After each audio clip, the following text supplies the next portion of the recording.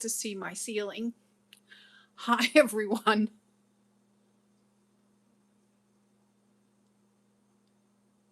Hi, everyone. Sorry, I just got a message and I was reading that right as I hit go live.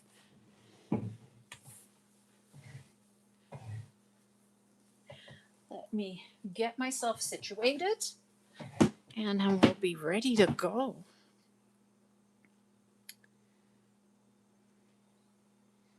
I think I have to remember that I am wearing a new shirt and I have paints that I've grabbed and everything. So let's just keep that in mind and not try to make a big mess.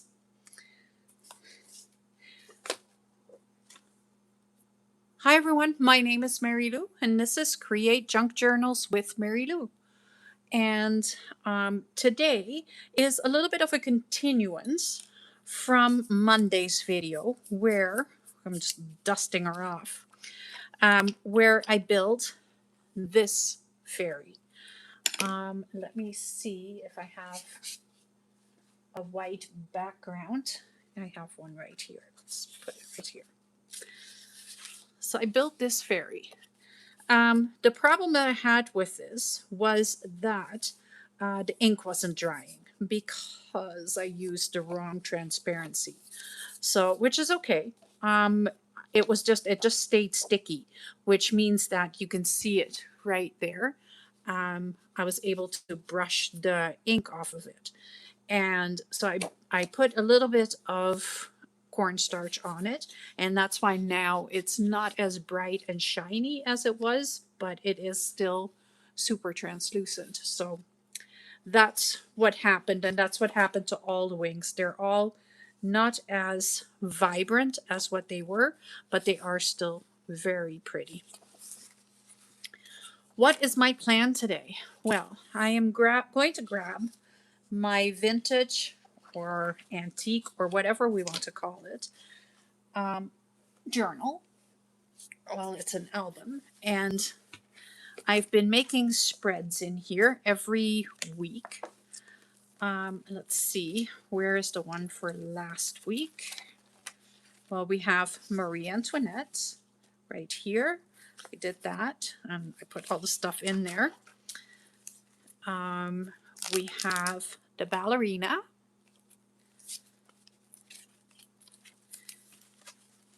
And last week I built the shapes, the flowered shapes, and then I put in the rest of the week's projects that I had made, the paper doll with the dress made out of shapes and the mandala that I made out of shapes. So that is in here. Today I want to make a bit of a fairyland in here. So I'm going to go to the front.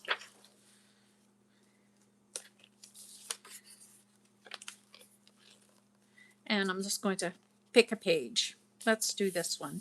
This one has lots of writing in there, because when I started this, I had kind of put lots of vintage book pages in here to kind of strengthen the album pages in here. So that's what I'm going to be working in and on. I have all my fairy wings that I printed off on overhead transparencies, and they've all been cornstarched. So they're all now touchable and cuttable, where I don't have to be so extremely careful anymore.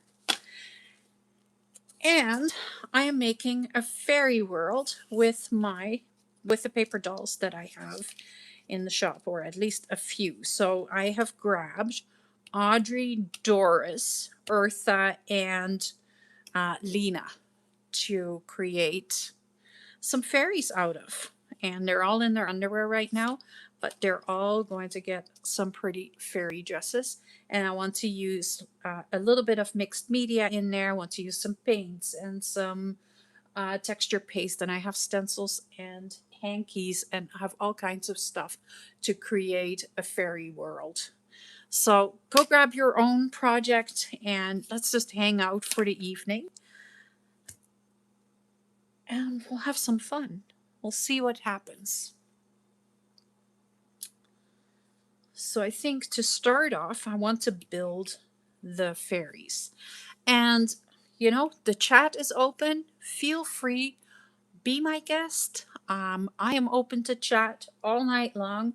So, you know, give shoot me a message and let me know what you're working on. I'm always curious to know that. The other thing I'm always curious about too is when you are using any of the paper dolls, I would love to see how you use them and what you do with them. If you guys are watching on TV and you can't chat, um, you know, hi. I know there's some of you that are hiding behind on the TV. Nancy, I know you're probably here. Um, and there's probably a few more.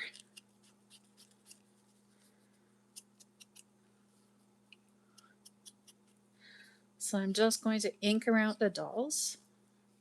I was actually super prepared today, you guys. I don't know how that happened, but yeah, it just happened.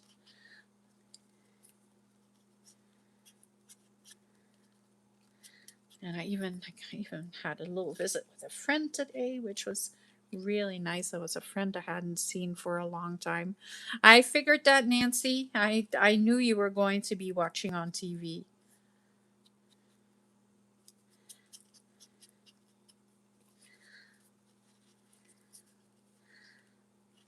So are you guys all following along with um, the Adventures to Bacon Rind Land? That is kind of my project right now. I really like it. I really like. Oh, thank you so much, Phyllis. Well, grab a project and hang out with us. I love hanging out with you guys, and especially on a Friday night. Um, it gives me something to do.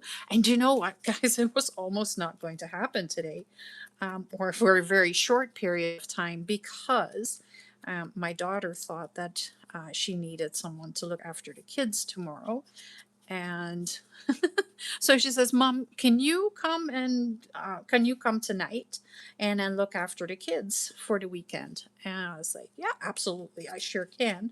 So like, this is the only problem. I won't be able to make it for very long or till very late because I gotta do my live stream. I gotta hang out with my people. So you know, I'm here. It didn't happen. The grandpa uh, on my son-in-law's side, or like my son-in-law's dad is looking after the kids, so it was already arranged. My daughter just didn't know about it, so I'm here.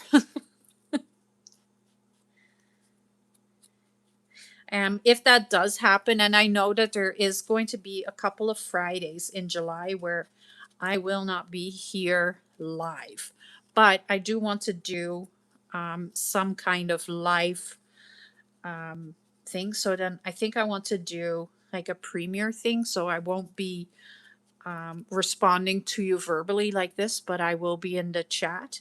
So I'll just pre-record the video and then do it exactly like a live. And you'll have me in the chat and I can chat with you, but I'll just be at my daughter's looking after the kids at the same time.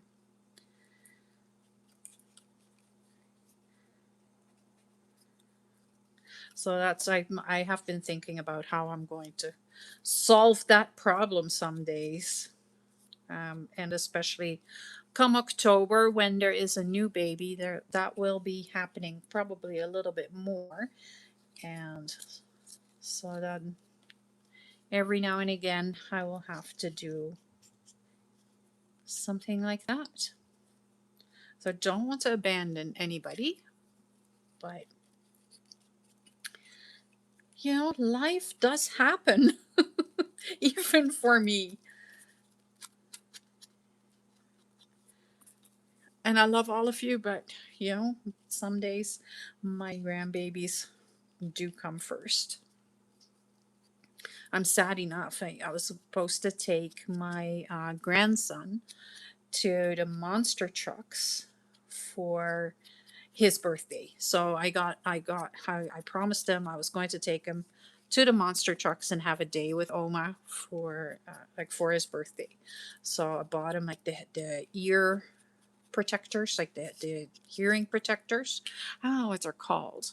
Like these big stupid things that they put on their ears, and then they can't really hear all the heavy noise because he just doesn't like it.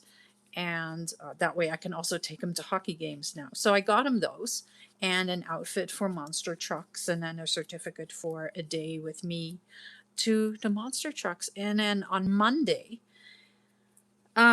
we had I think, well, it was crazy. The amount of rain that we got on Monday was so crazy. The main street through the city was a river, and the I was working out of the hockey rink on Monday, um, because that's what I'm doing for the summer. I'm working out of the arena. And so I came out of there and I was trying to go across to the parking lot to the street that I wanted to take because it's a quieter street. And I realized when I was about halfway down the road that the water was up to my headlights. And I was like, okay, I don't think I want to go any further here. I don't think that's a good plan. So let's just back up. So I backed up, turned around, and went on the main street. And it was seriously, it was a river. Like we could only do like one lane, because the water was so incredibly high, which has now caused, like, there's communities here in the province that are under a state of emergency. They have, there's water in the streets. There's water everywhere right now, and they're expecting even more water. So today I had to go to I had to cross the river, and there was they were working on closing the dike. So that's, you know those are not good days. I have to uh, ink around the dresses. I need to get all that yucky cornstarch off of them. To ink around the dresses, I have a couple of different colors. So I have saltwater taffy. I have salvaged patina because I think those are really pretty colors to use with it. And I think I want to use a tattered rose too, if I can find it.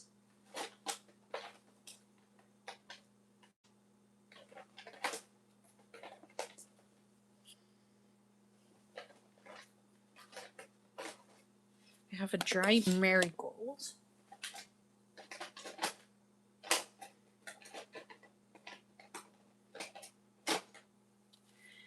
And a shaded lilac. I can't find the tattered rose, so that's okay. I have 4 of these, and I think that'll work. I may use the tea dye as well, so instead of the salvage patina, because I use salvage patina on her. So if I use the other ones like that, they're still really super soft colors.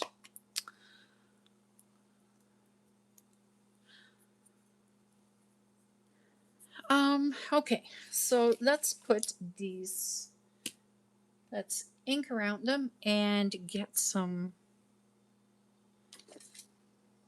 of them made so that we can go on to the rest of the project. This is just going to take a moment. It needs to get done. I'm already happy that I did cut them yesterday so that they would be ready, because that always takes so much time. Okay, so I'm using the shaded lilac for this dress. Yes. And I have printed everything out on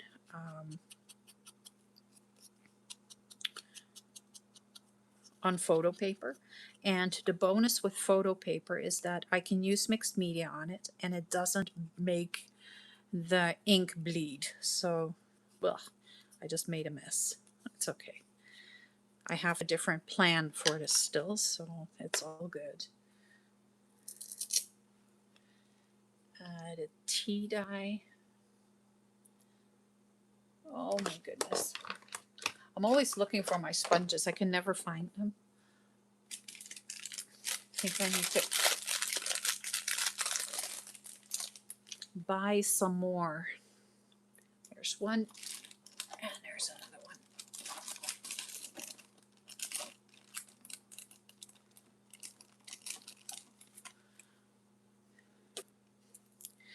So yeah, that's what's happening in my town right now. Is we are in my city. We are dealing with some water, and so it's coming. We're on the lowest levels, right? So like gravity does what gravity does, and that means that the water is coming our way. And so that's why the dike is closed, because it can get up to, it can go really high, and then all the roads are going to be underwater in that area of the city. And we don't want that. So that's the tea dye. I can probably use the same one for the dried marigold too. Let's do this one with the dried marigold. Give it a little bit more of an orangey glow.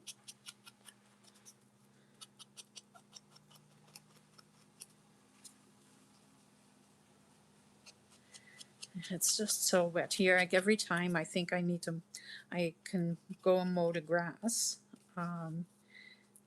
It is raining again, and it's yucky and all of that. So.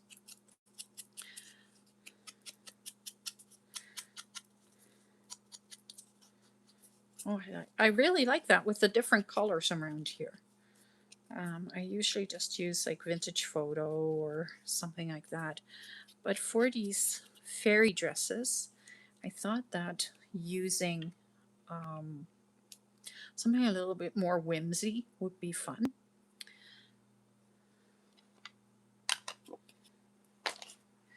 So then I just need this saltwater taffy.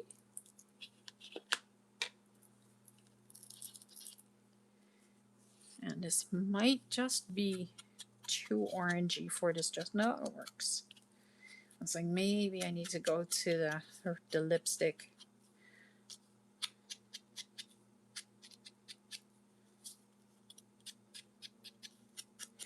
And I want to make these dresses all shimmer a little bit. So I am going to grab my opal polish, and I'm going to give them a little bit of a shimmer. I don't know if that's going to work, so I'm just going to test it and see if that will work properly. So this is opal polish. It is made by Cosmic Shimmer Opal Polish.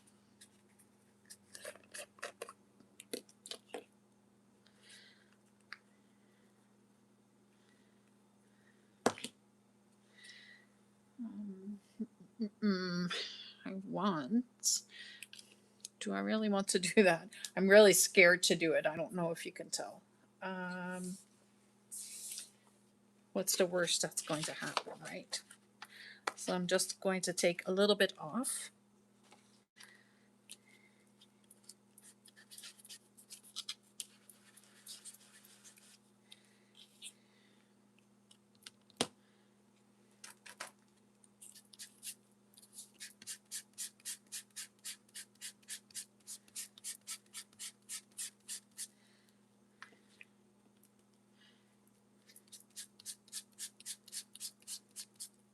don't know if you can see it on camera. I'm trying to look on the screen, but I don't know if you can see it.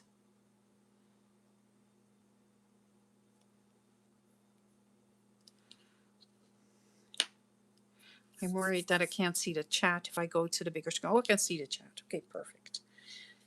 Okay, so I don't know if you can see the shimmer that it now has. So you can still see all the colors from the dresses, and then the shimmer from that is kind of coming through.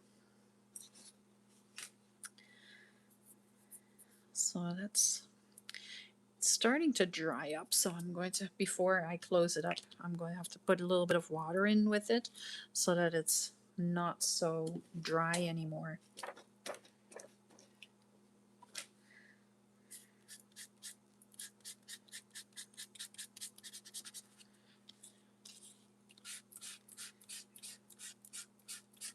But for this, it works really well because it's not completely covering all the whole dress. It's just doing like a little bit here and there, which is exactly what I want.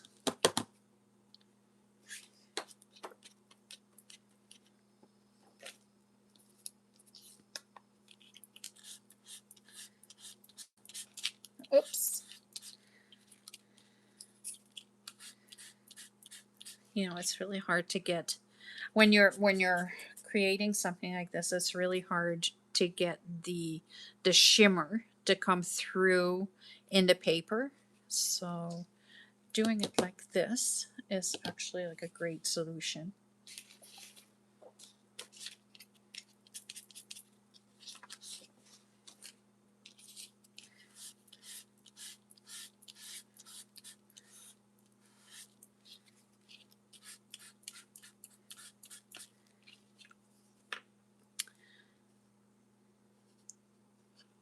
I don't know. Does it come through? Can you see it?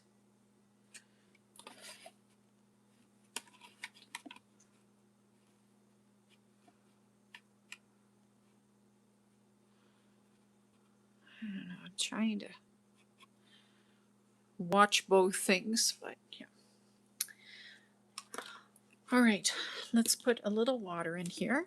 So I'll just give it a bit of a spray of water, and it'll just like it actually like mixes when it's closed.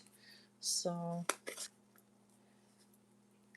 it's a great way to not have my stuff dry out. I'm just going to drop this into one of the bowls of water that I have here so that it stays moist. And then let's give a little spray with a little vinegar right here. Oh. And wipe this up. And I probably should have given her a little bit of shimmer as well. But I want to try, let's try something different for her. Okay. I have my iridescent medium here as well, so I'll just see how fast it's going to come shooting out. I don't know if you've ever seen me open my iridescent medium. It usually comes flying out. I need a paintbrush. Take a little one. And I just want to kind of, let's hold this down. Kind of do the exact same thing. I don't want to overdo it. I just want a little bit where it gives a little shimmer.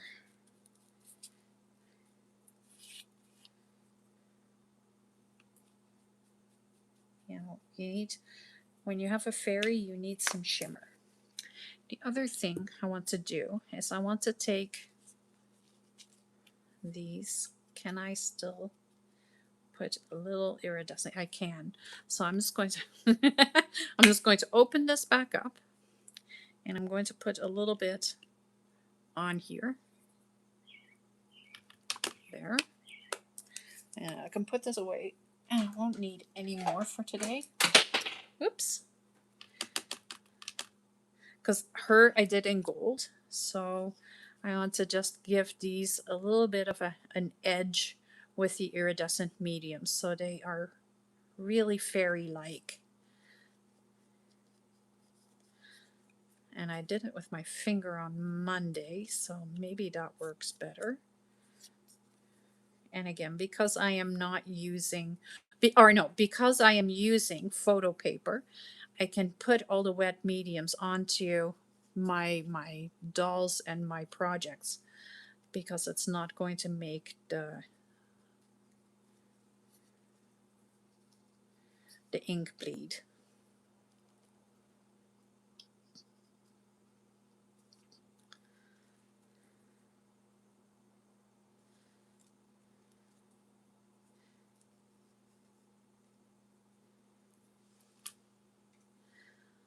So what are you guys working on today? Are you doing a project or are you just watching me? What's a happening?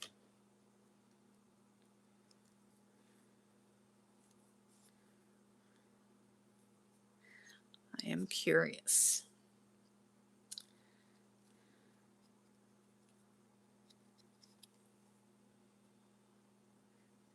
So I'm just giving them that little bit extra. It's not necessary, but it does. I think it'll just be cool. And yes, I have it on my fingers, so it's now all over the doll. It's all good.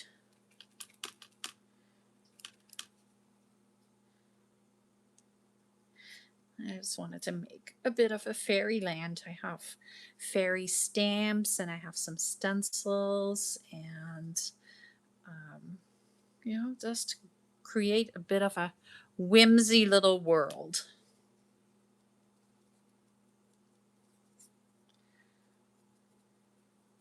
And if you're new here, um,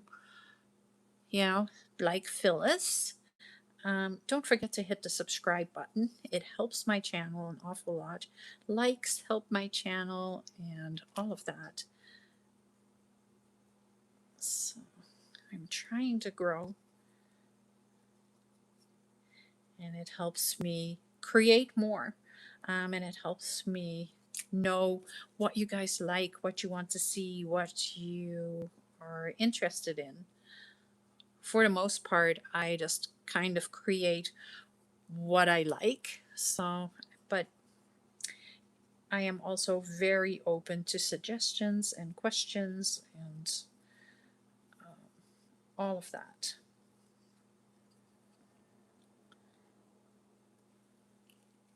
Like if you ever see me do something where you're like, why is she doing that? Don't be afraid to ask that question because, do I have a reason for it? Maybe, maybe not.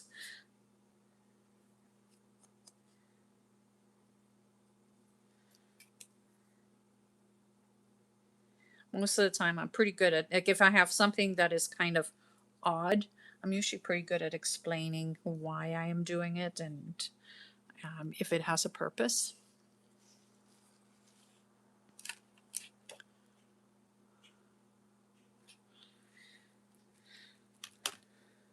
Okay, let's see. I don't always know if something is going to work when I start doing it. I am experimenting 9 times out of 10. So, and there's days where I'm like, oh, I can't believe I did that on camera. But yeah, I do it. If it goes really wrong, then I usually don't publish it. So that happens too.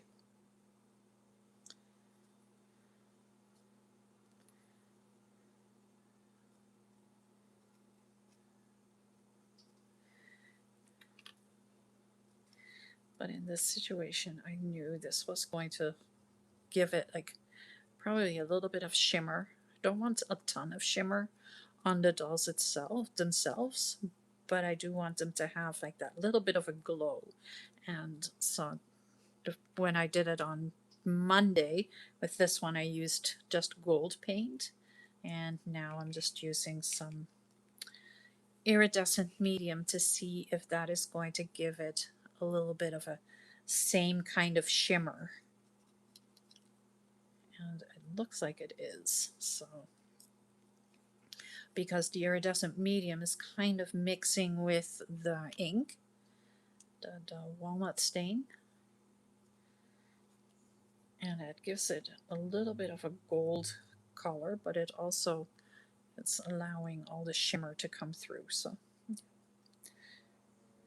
from what I can see, it's really pretty. I don't know if it is coming through on camera, so if it isn't, then I definitely apologize, but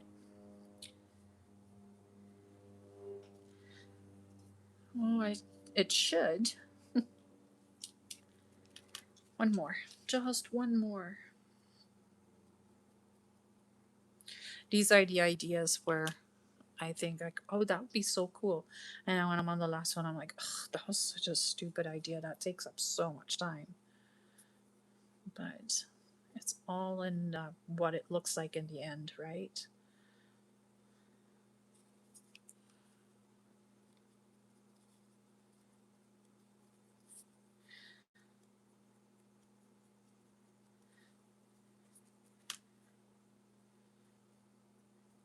Oh, I want to show, when I finish this, I want to show you guys the new addition I put into my shop yesterday. I worked so hard on that, did so much research, and I don't know, I think you might like it, you might not, I don't know. We'll have to wait and see. But it is a bit of a follow up to Marie Antoinette, or to the Marie Antoinette doll, to the 18th century one. Um, and I kind of had like a Bridgerton idea, but then I went researching through museums and all of that, like the websites, and I found all these dresses that were just so beautiful, and so I was super inspired, and then I created a whole new set of like antique dresses, or like a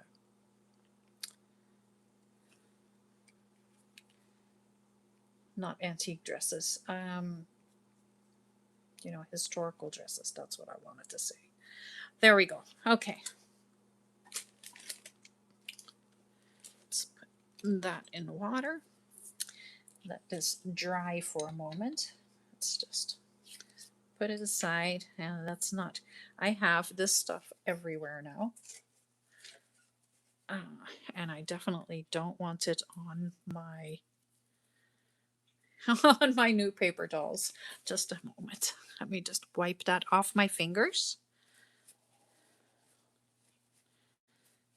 I'm not overly concerned most of the time that I have dirty fingers, but right now I want to show you something new, so I don't want to make it dirty right away. So here it is. I created this baby. So I have the lavender dress with the matching shoes, and look at her socks. Like, she can put her socks on. Then there's this dress that has like a kind of a green hint there, and then the shoes are matchy. Then I created this kind of purple pink gown with, these are lace shoes. They're made out of lace. And then this gown is like a cream with gold.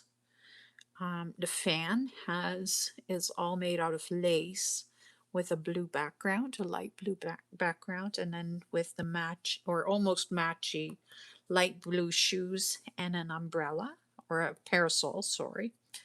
The little lace reticule, and then the blue taffeta dress. And then right here, this is absolutely my favorite dress. Absolutely a favorite. Like it's kind of a Christmas dress. Can you see that? With the, wow, that doesn't sound good. Um, that's noisy. Um, with the red edging on everything, and then the holly flowers, and the red shoes to go with it, and the red fan. And this is like a beaded little reticule, a fully laced dress. How beautiful is that? Like you could use this for a wedding dress or something like that. And then this one again, this has little polka dots on it, and it has like a gold trim. And I also decided that I wanted to make some visiting cards. So, but I wanted to just have like the cards itself so that they would be kind of like journal cards, and we could put them with the dress, the dresses. So I thought that was really pretty, and I just wanted to play with it, and then what came out of it was better than I even expected. So even the doll, she has a beautiful Regency hairstyle. And yeah, this is now available in the shop as well. And I think I might be doing a page with that next week. That'll be my spread next week, because I just love it, and I love the colors. So I just want to do something with it. Maybe not the Christmas one, but definitely all the other ones. Okay, this is dry for the most part. She is dry. So let's put the dresses on them. And then we can put the wings on. And then we can move on. So this dress, I want to cut it in a way that I can put the doll inside of it. And I will explain why. But I need to find my knife first. There it is. Okay. So this dress needs to have, like, it is a layered dress. So I want to be able to fit the doll inside of it so that we can see the back, and we can see, but we get the depth. So I'm just going to kind of go around. I think I need a better knife than this, and my fingers are getting stuck on the doll.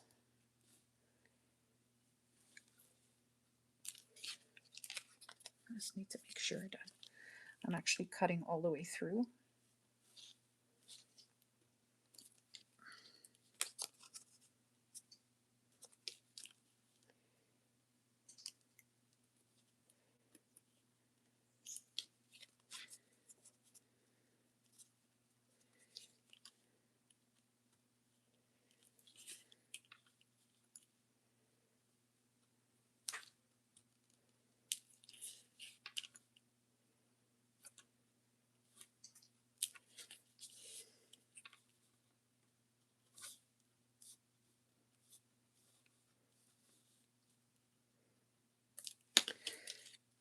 Let's see if this will work.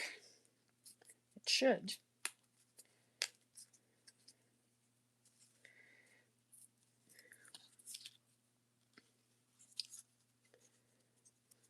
So that's what I was thinking I could do with it. Just like that. So then the dress kind of falls. It's not completely dry. I now have iridescent medium everywhere, but that's okay. It is all good. So I wanted to be able to fit this just like that. So I'm going to keep it right there, and I'm just going to glue the dress straight to her because now I don't want to move it anymore.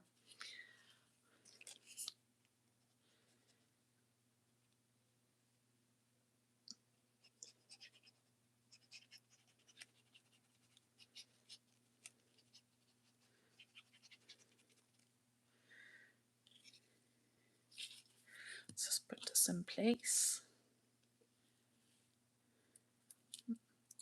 with trying not to get glue everywhere.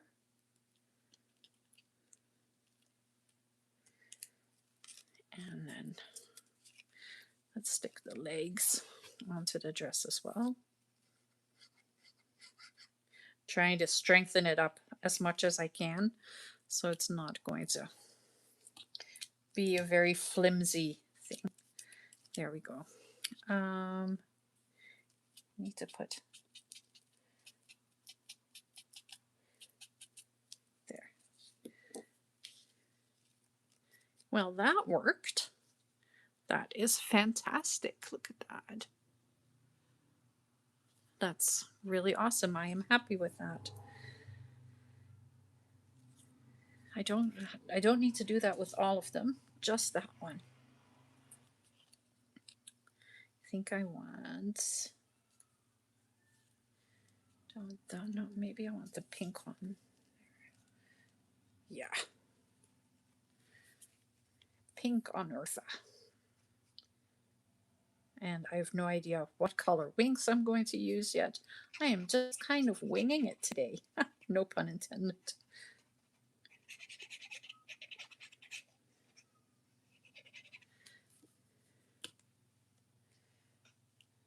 I am using all the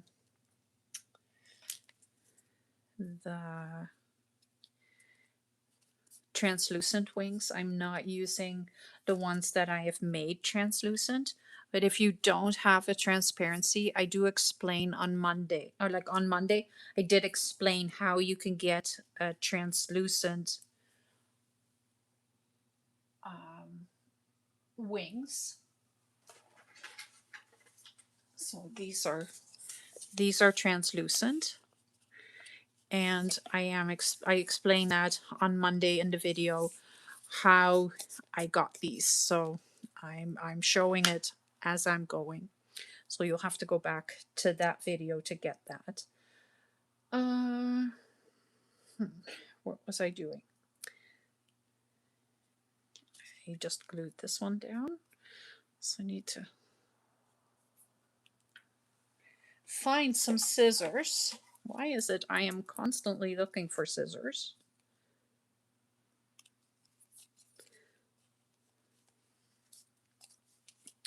That's one. And that one can go there, and then that one there.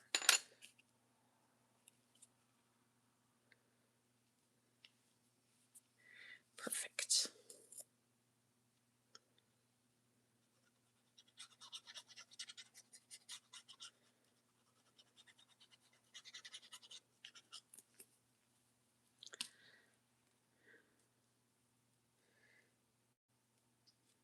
Whoop. Always got to move it. It's kind of Tinkerbell-like. And then we have Doris.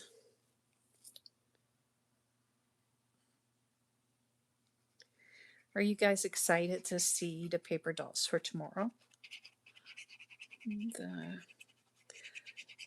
The new ones. July is going to be a bit of a series thing, and I hope you guys like them. I'm just slowly moving through all of my ideas, and then every now and again I see an idea where I'm like, oh yeah, that one I need to do right now. So this is the one for the ones for tomorrow are actually they're requested. Okay, so here is one set of wings. I think I have a bunch here. Okay, so you can't really see what I have here. Let me put that. So I think I want these. I have these really dark ones, so I don't think I want the dark ones here. What else do I have?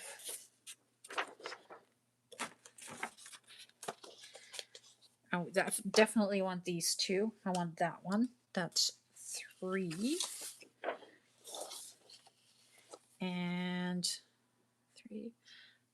one more. Do I want the top one or do I want that one? Or maybe this one. This would be pretty too. I think I'm going to go with that one.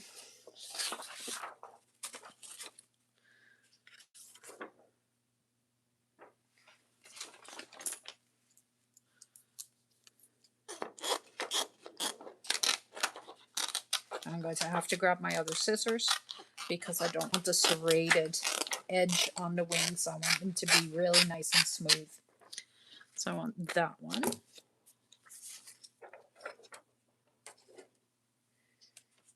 And then I want both of these.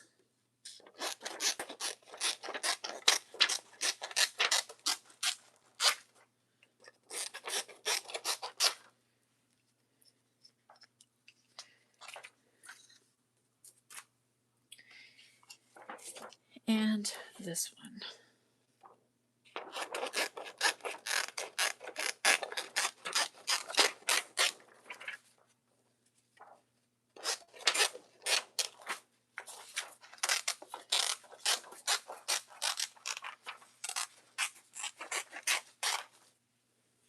And I know you're going to go like, oh, but you can't even see that on the background. Well, you can. And I will show you. And I will show you how I plan on having that happen too. I just need to grab my better scissors.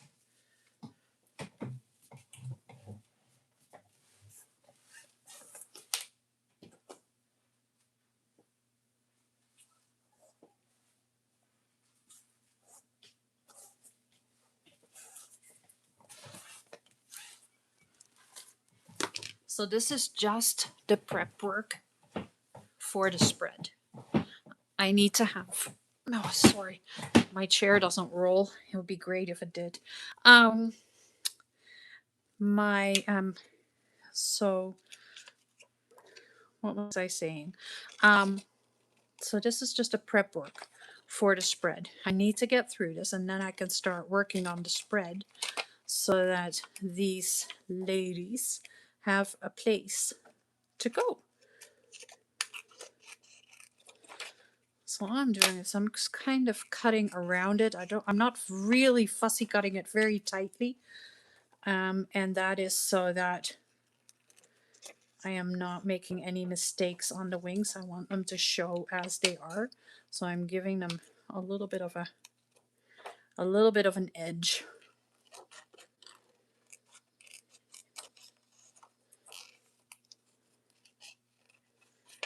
And again, to stop the ink from being really tacky, I used a little bit of cornstarch and then brushed it off. So I have removed a little bit of the ink off of the fairies. But it is super easy to tell now which side is which. I'm going to keep them on a white piece of paper so I can see which ones are which colors. So I'll just lay this right here. I can put those aside.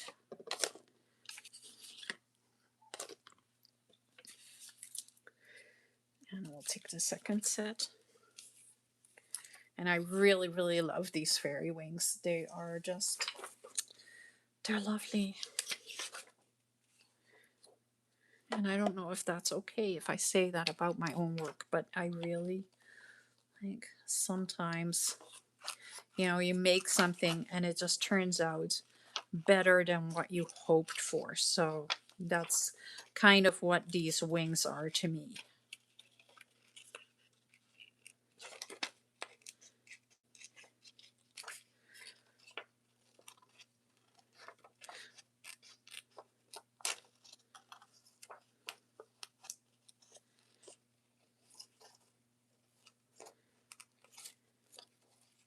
Because they're really, really fine and delicate looking. Like, they're definitely not delicate. Overhead transparency is not that delicate, but they're very delicate looking. There's the second one.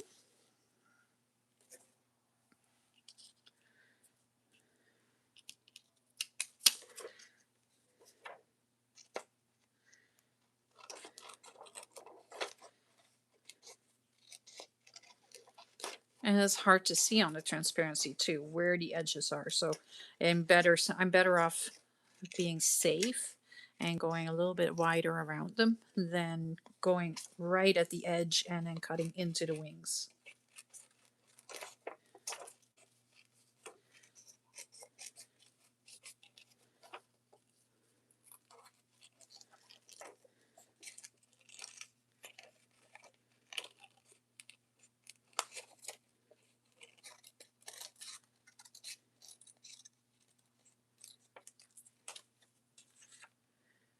I just love them.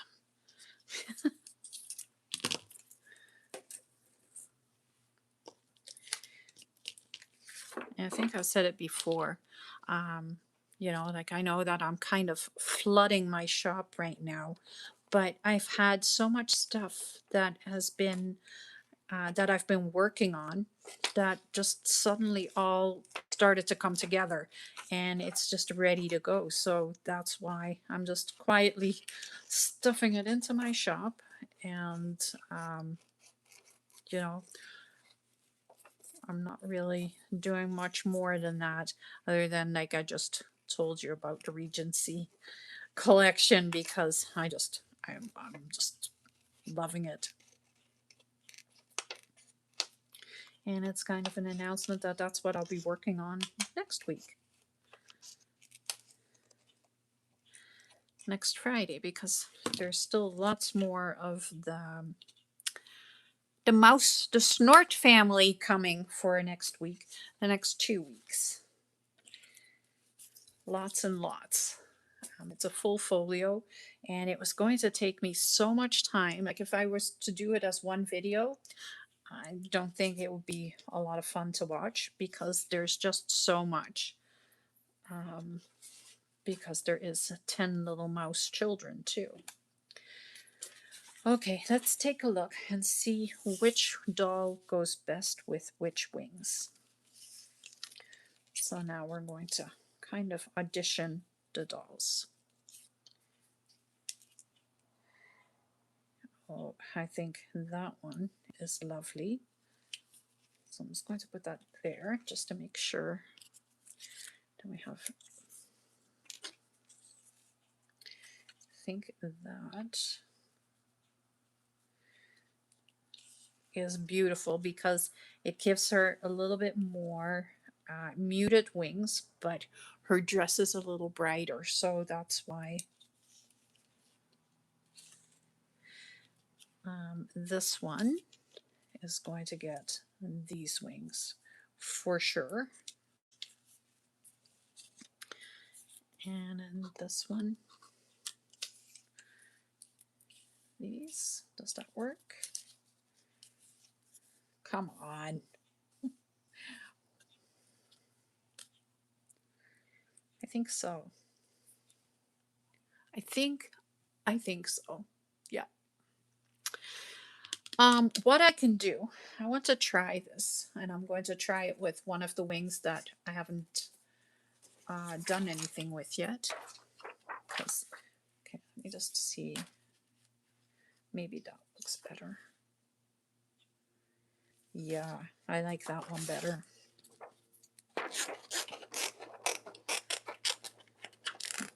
Grab the wrong scissors again.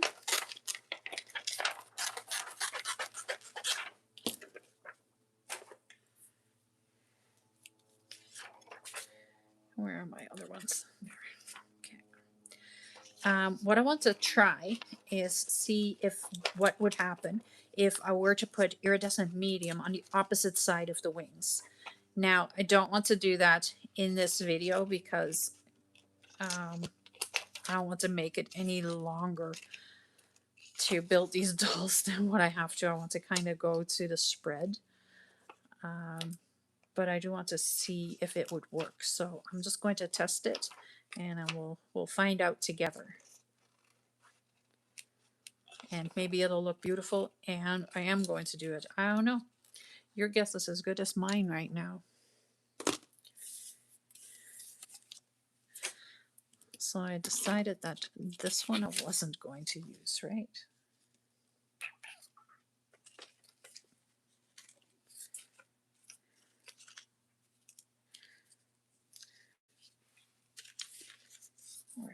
to use it right there. No, I think I still want to stick with these. Okay.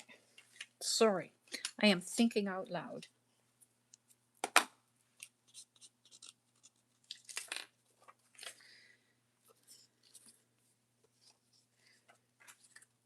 Okay. So now I'm going to turn this over and go to the side that has no ink on it. And I'm going to grab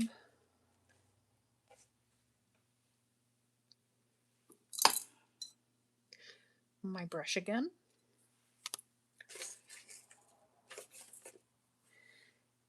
And let's just see what happens if I do that.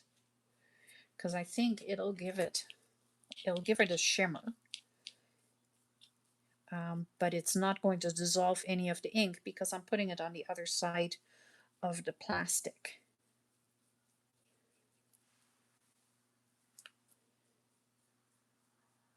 And if it looks beautiful, I might just do it and then just start working on the spread. Okay. And that was dumb. Okay, let's just dry this quickly.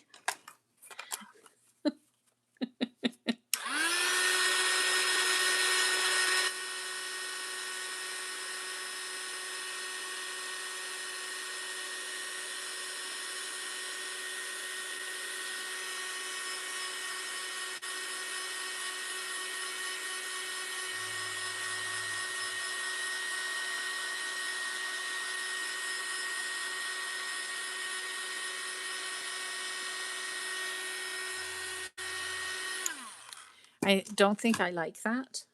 I don't think it gives anything extra to the project.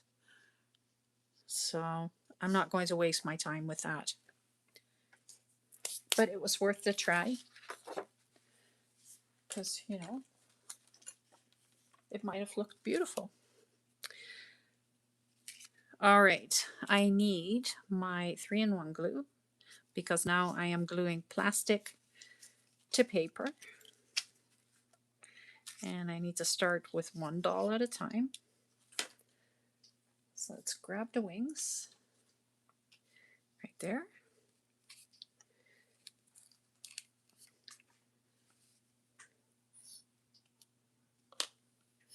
And wait for the glue to come down and want to be used.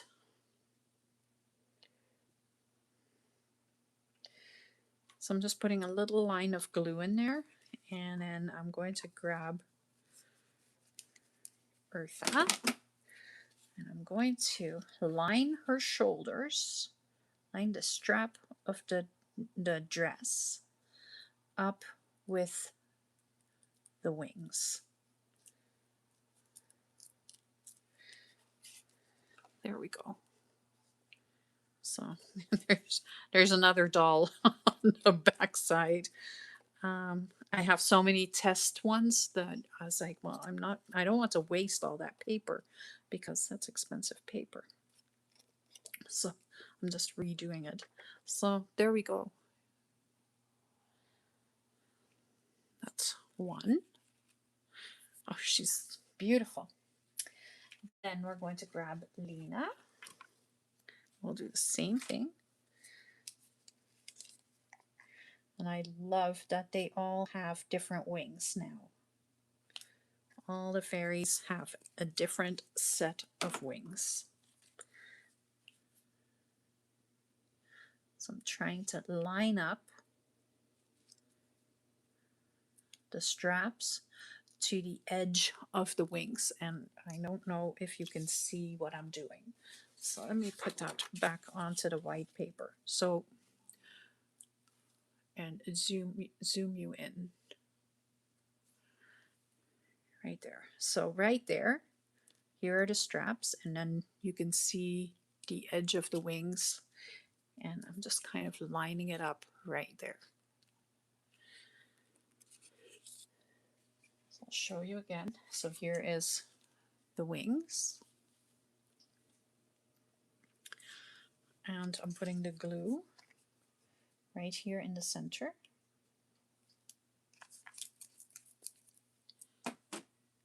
And I'm grabbing Doris, and here is the straps from her dress.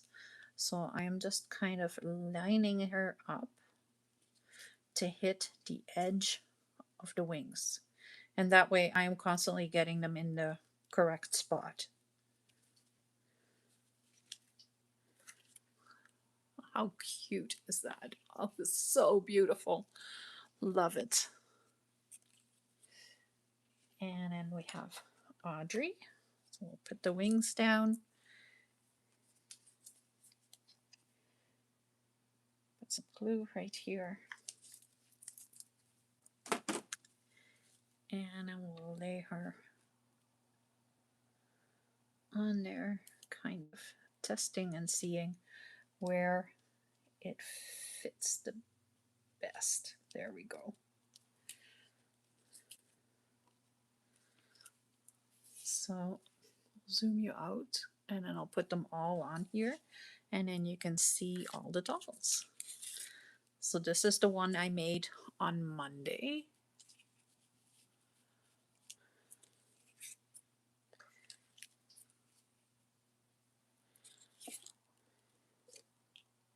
And let's grab a second piece.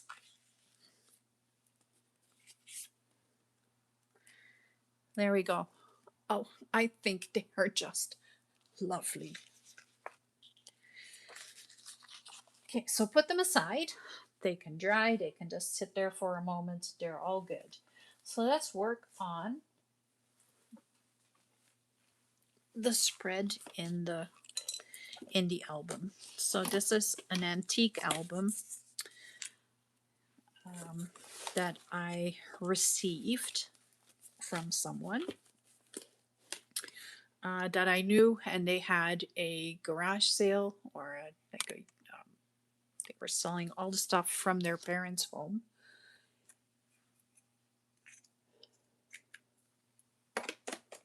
Sorry, I think I have to sneeze. Okay, it passed. Okay, so they were selling. This was for sale in the garage sale, and then they just gave it to me while it was there. So I've been kind of turning it into a journal, and I'm putting all these different paper doll spreads in here that are not part of the Saturday paper dolls. So I just want to do something a little bit different in these. So what do I have for the background? Well, I have grabbed some napkins. I think I like these, or maybe, well, I kind of like the bird with the butterflies too. So that one. Then I have some doilies. Lots and lots of doilies. And I have some vintage hankies. And I want to make a bit of a background using all of this. And I want the text to come through. So I'm not sure how I'm going to do this with the hankies yet. But that's going to be like most of the background is going to be hankies and different material. And these are so thin and so beautiful. But look at this, like that's handmade bug that is on there. It's like embroidered on there. This is the correct side. And it's very, very thin. And then this is another one that is just lovely to use on here. I have some little bits and pieces of fabrics and lace. And then I have some stencils. So I'm not sure how I'm going to, pardon me, I'm not sure how I'm going to use the doilies yet, but I want to get some of the napkin on here to strengthen the pages, a little bit, and I want to use the doilies, and that is all going to give the pages strength. So that's where I am thinking. And then I can go over that with the stencils. So the first thing that I need to do is I need to take the napkin apart, and I just need to take the top layer off, which sometimes easy, sometimes not so easy. I know I can use a piece of tape.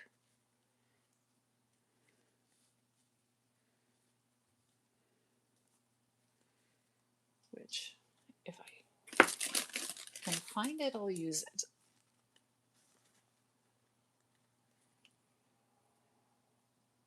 But I think I got it already. I can see the two layers. I just can't get it. Come on.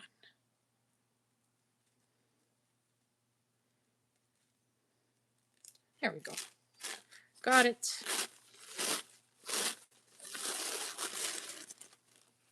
Okay.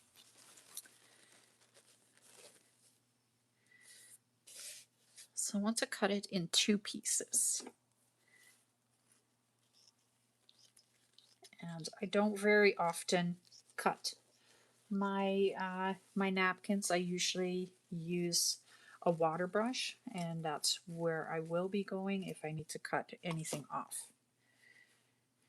But right now I just want to put this right along the top here and just kind of create a bit of a background, but we still have text that is going to come through that's going to come shining through. I am going to attach it with my matte medium, and the reason that I'm using the matte medium to attach it is because I am going to use other mediums on top of it still.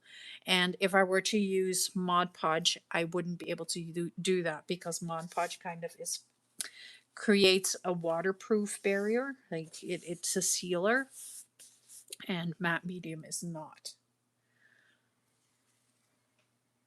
I need a brush that I can apply that with. I guess I can use this one. Ooh, I don't really want to. That's my good brush. Let's see. But it's also a nice big brush. Well, I'll just use it. I'll just have to wash it out really well. Oh, lace falling out.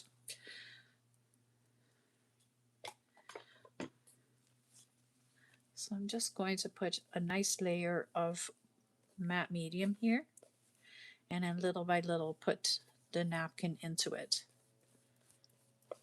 And this is very dry paper, so that's why I need to work fairly quickly.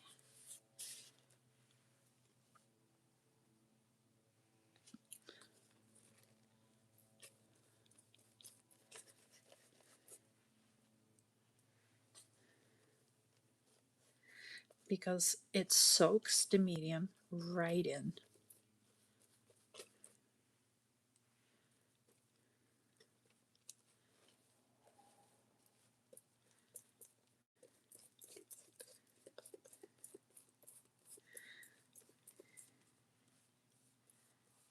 And then I'm just kind of using as much as I need. I'm not overly concerned with having too much because, again, the paper is super dry that is underneath it. And that means that the napkin won't stick as well if it doesn't have enough medium to attach to.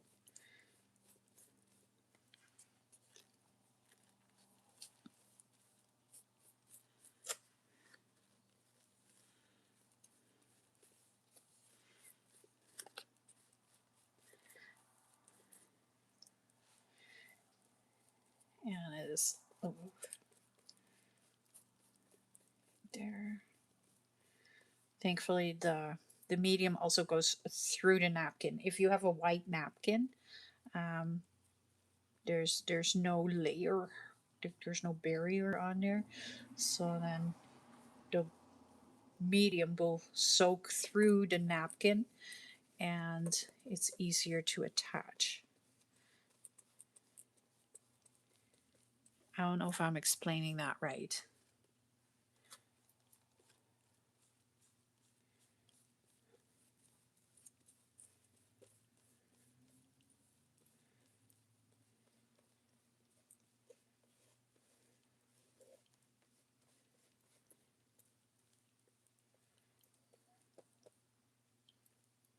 Oh, made a mess right there. That's okay. I can fix it.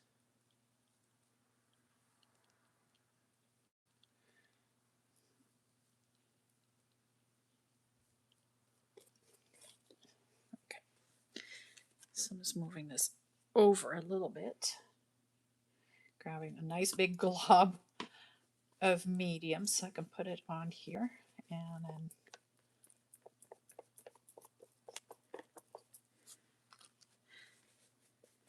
let's see if this works better.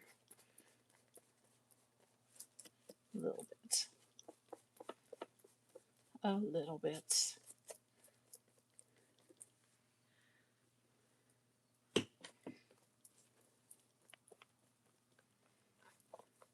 And I like the wrinkles. You don't have to put the wrinkles in there. You could straighten it out or something like that, but I like the wrinkles in it. I never want it to look all neat and tidy because, you know, it is not supposed to be all neat and tidy.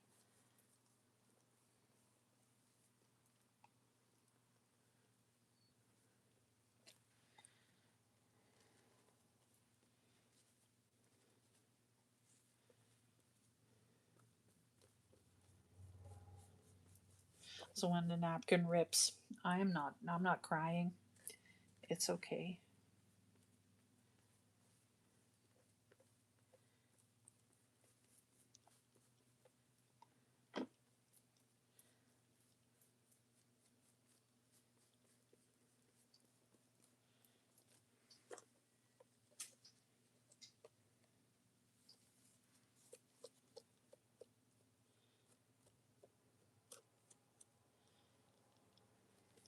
Okay. I think that works.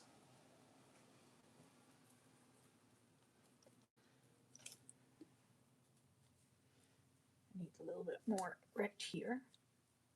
There we go. I think it's attached.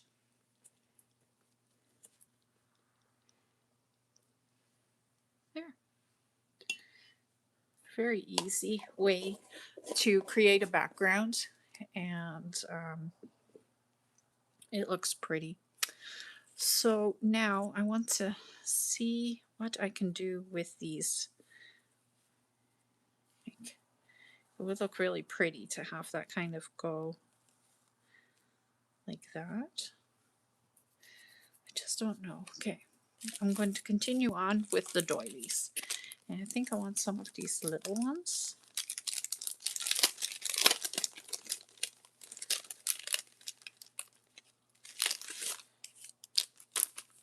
Because I can lay them around, kind of lay them here, like that.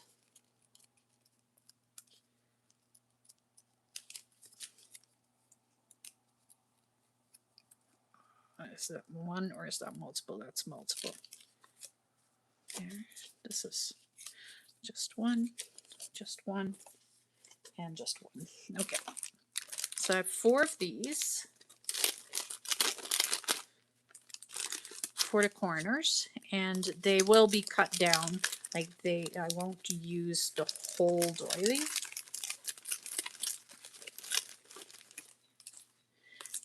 And then I have some of these. So they're all different colors and all different designs, which is what is going to give it some extra.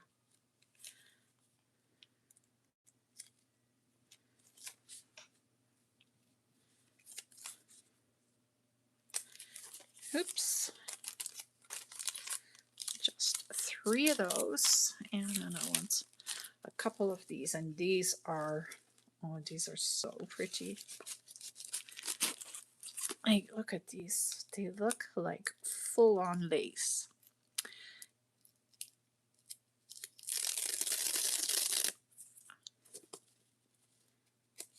And they're not very thin either. Like there's some substance to them. And I keep trying to see if maybe there is 2 here, but there really isn't. It is just 1.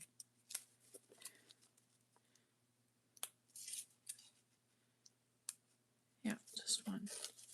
I think I want to put that right here in the center. Kind of don't want to do, well, I don't know.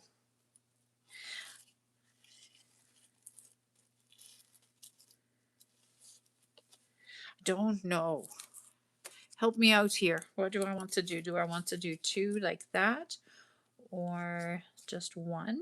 Or do I want to put some of this on there?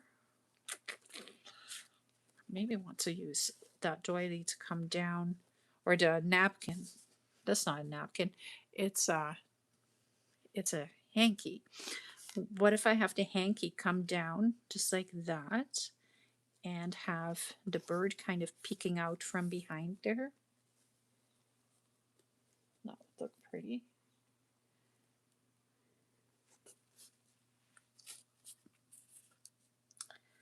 I kind of like that. I don't want that doily. No, don't want it. I just want the ones here on the sides so that you get like the 3 on this side, 3 on that side, and then that in the center. I think that's what I'm going to do. Phew, that was a big decision. Big decision. I'm going to use matte medium to attach the doilies again as well.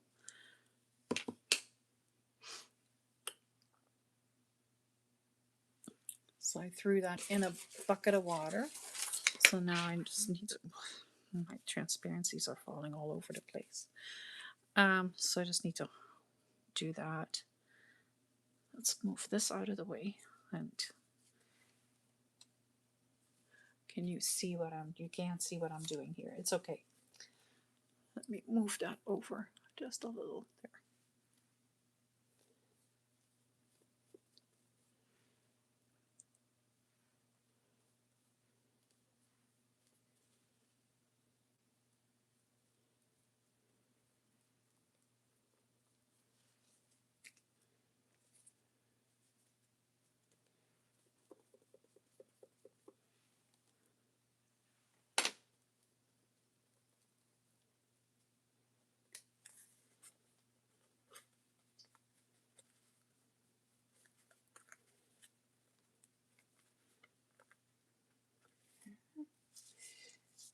Then we'll do the one right here.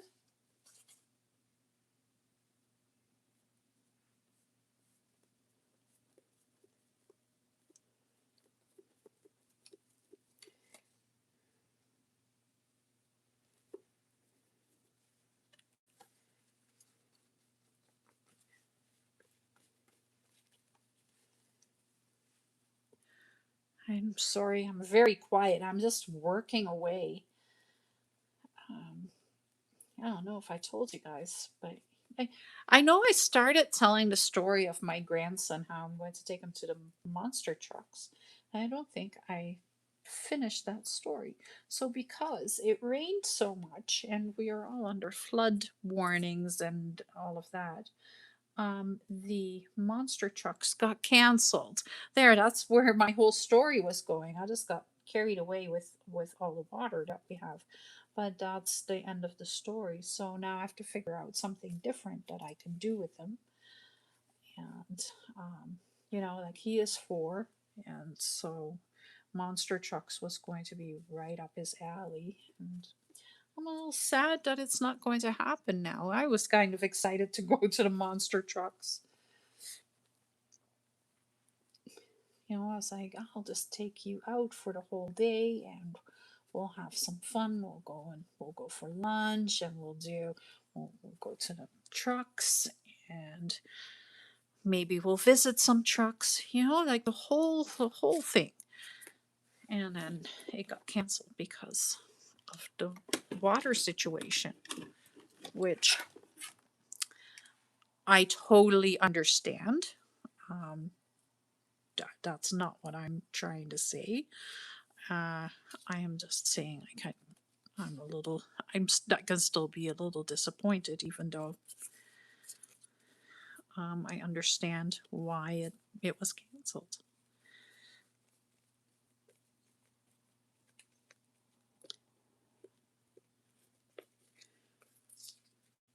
Or not canceled, postponed.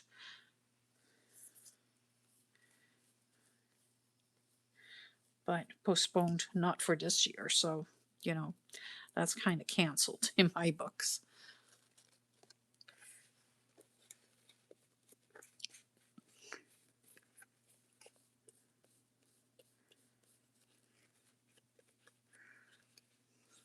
So, yeah, that was kind of a sad thing that happened today. Other than that, it was a great week. We had Canada Day on Wednesday, so that's a day off, and it was again controlled by water because it rained so much. So there was no fireworks, there was nothing because it was just too wet and rainy and stormy. So hopefully we'll get some summer this year.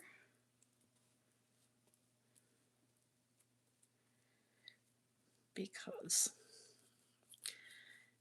oh, this is Manitoba. We live for the summer.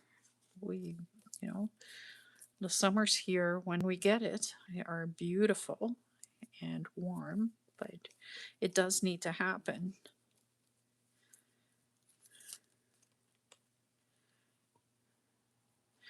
And then to top it off, my team lost in the World Cup. So they're out. They're not playing anymore. It makes me very sad. But it is what it is. What are you going to do? It's not like I was their coach.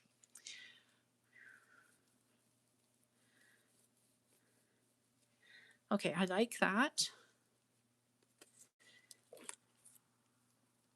And I want to somehow attach this here. And I think the best way to attach it, I'm going to put that back in the water, might be with the 3-in-1 glue. So I need this to be dry, which it is pretty much.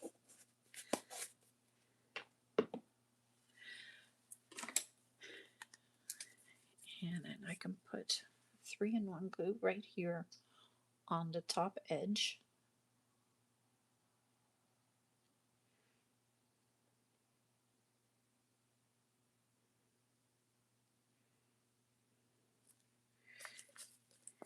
And off camera, I may do a little bit of embroidering over that so that it will stay nicer. I'm just laying the hanky into the glue, kind of dabbing it in.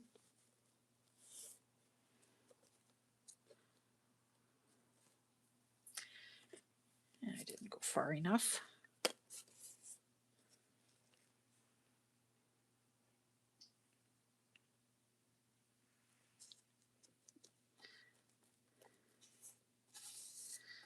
There, and then we'll go right here. Actually, I'm going to put the glue right onto the hanky on the edges. So I can just lay it down because it's almost impossible to line it up otherwise.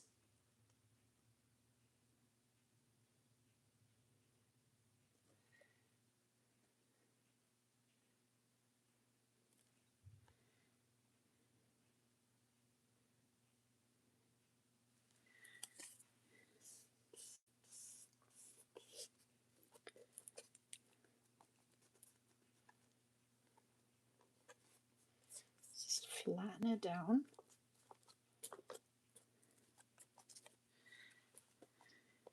And can I still lift it? Because I think I need to put some glue right here in the center.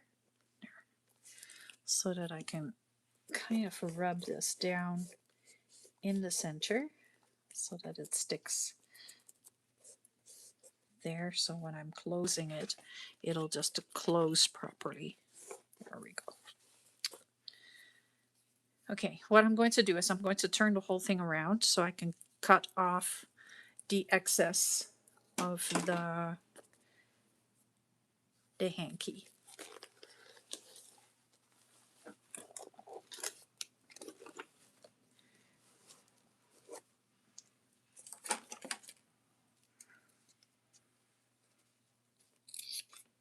And I'm not cutting it very neatly.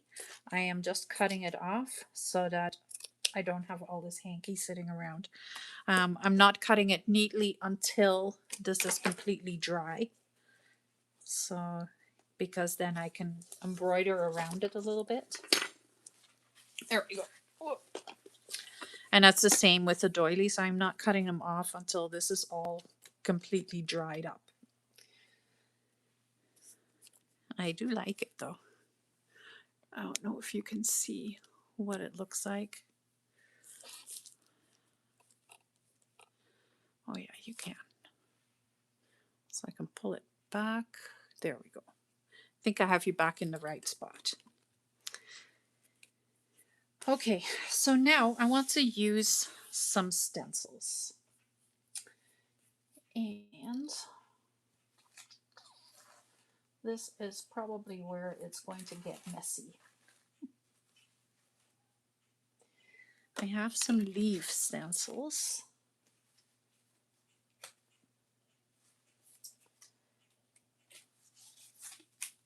And I have some trees. I think I want to do some stenciling like right here with the trees. I think I want to do that first. But I don't want to do just stenciling. I think I want to spray it, because if I use some oxide spray, then it will show up on the black, where I'm afraid that if I am using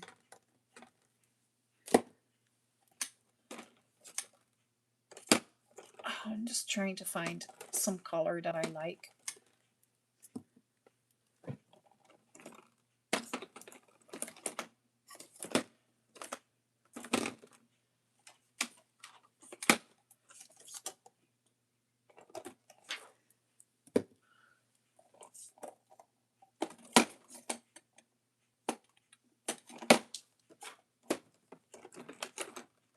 There we go. Okay, so what I grabbed is I grabbed a hickory smoke, a cracked pistachio, a lost shadow, and an old paper.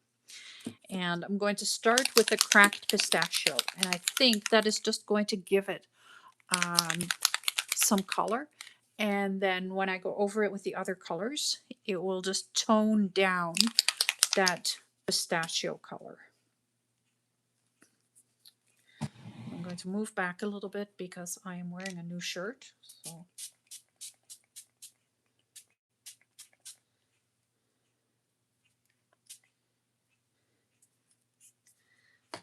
So this is, yeah, I don't know what's going to happen.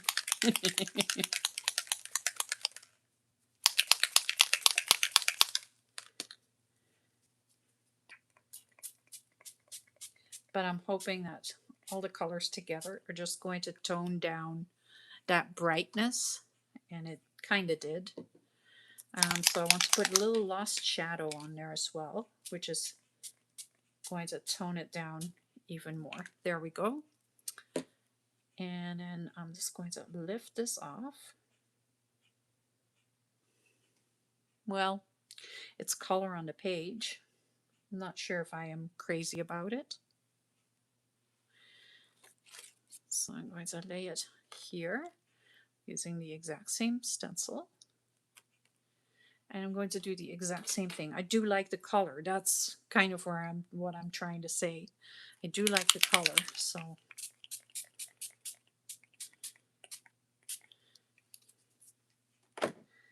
And then I went over it with the old paper.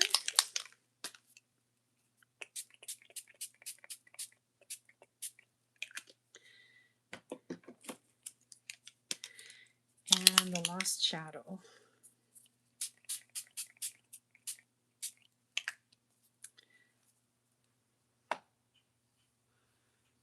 There. I don't want to waste the ink that is on the stencil. So what I'm doing is I'm grabbing the leftover napkin and I am just laying this upside down onto that napkin so it'll soak up the color.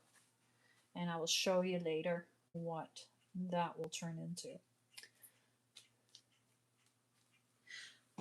Okay, so I think I need to quickly dry this. And I'm sorry, I know that you know that I don't like using my heat gun during the lives because it's noisy, but I'll just quickly do this.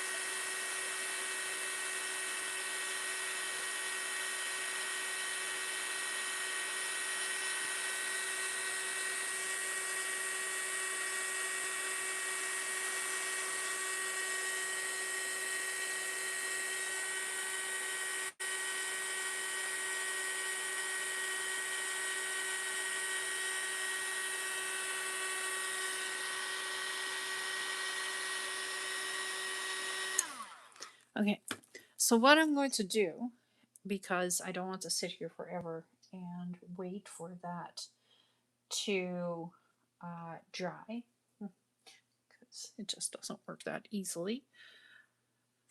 What do I have here? I have another white piece of napkin. So I am just going to fold it in half and I'm going to dab the color that is not dry yet. Like there's some bubbles or some blobs of color here. So I'm just kind of dabbing it away.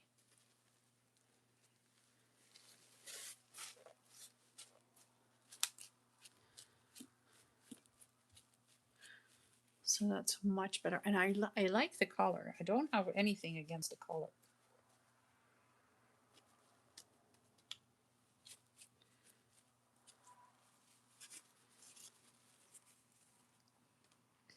And it just kind of blends all together.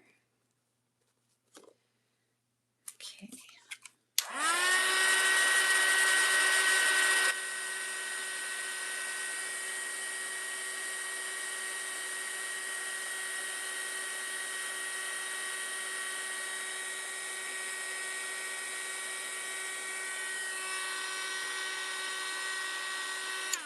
All right, so now this can go to the side and it can go and dry. Off you go. That is now drying. So with the other napkin, this is what is happening. So it kind of just bleeds through, but that's okay. Look at how beautiful of a piece of fabric I have, or not fabric, napkin, and it's kind of taken most of the color from the stencil. So that's perfect. I will put that somewhere to dry.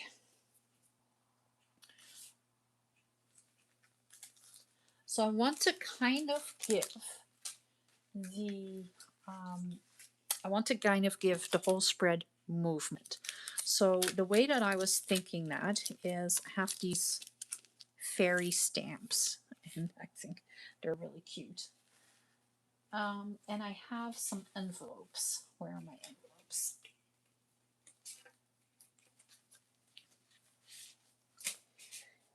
Right here. So they're just regular envelopes. Some have been cut down a little bit. I don't want these. I want these. I want them all to be the same. 1, 2, 3, 4, 5. And I want to turn them into where this one is going to sit right there. And then this one is going to go right here. And then when you put them, like when you see it on the other side, come on, right there, and then right there. So then when you see them on this side, it'll be like that, and you can open them like a book. So on the one side, they will have these, and then on the other side, they will have these on the edge.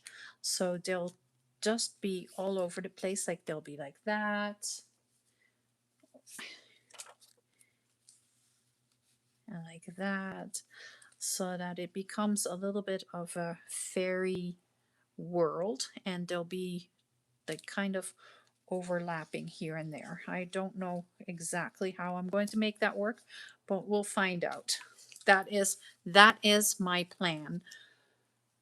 So when you put this on here, right, and you stick this part down, you'll still open this. I'd still open this without messing with the wings, but we can see the wings beneath, like on top of the white from the envelope.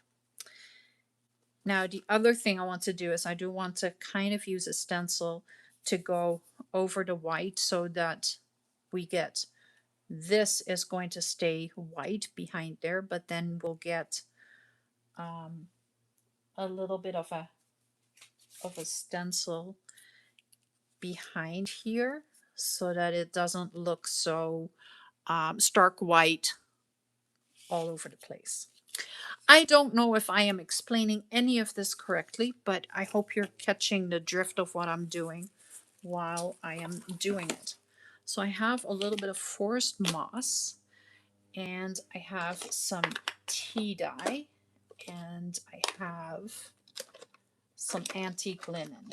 And I think between the three, I should be able to get something that looks kind of interesting. So I'm putting this all aside for now and grabbing some brushes.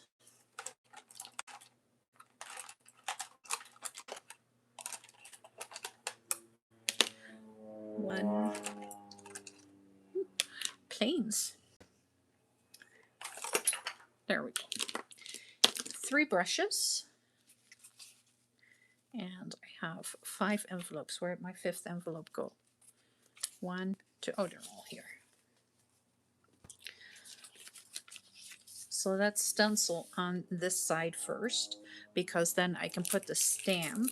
I want to put stamps on this side with the fairies.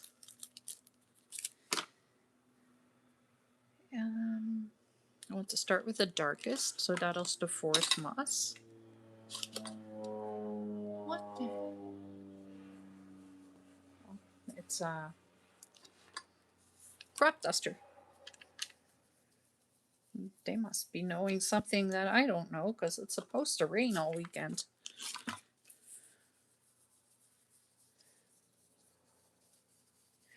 So I want to keep this area, oh no, this side can be completely inked up.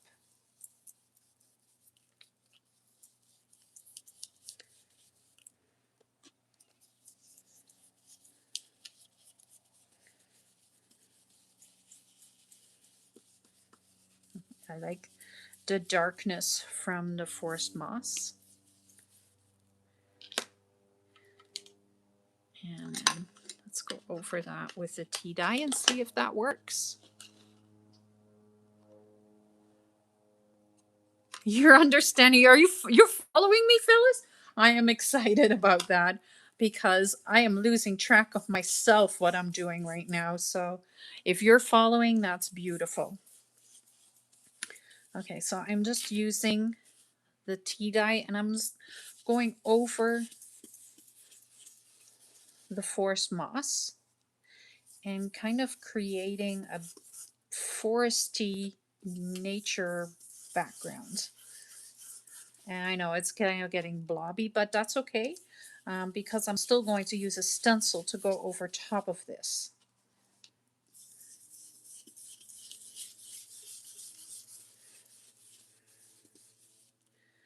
There. And now I'm going to grab the antique linen and then I'm going to blend it all together.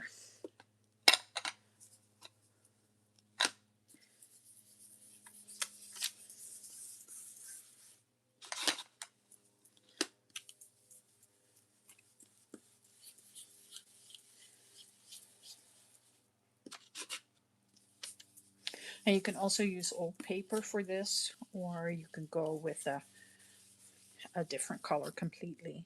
But I like the way that these three colors work together and they kind of give it a very neutral like nature look. Okay, so now I'm going to put this stencil on here.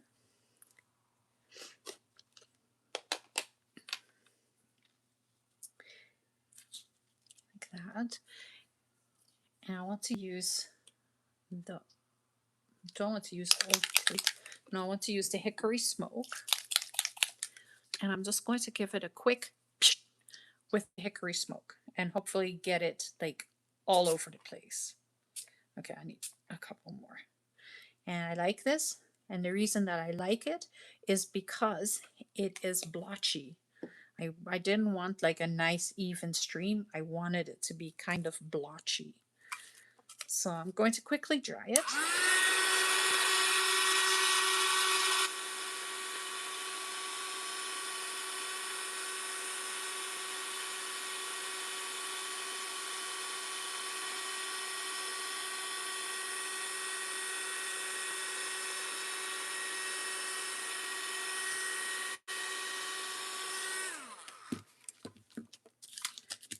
There we go.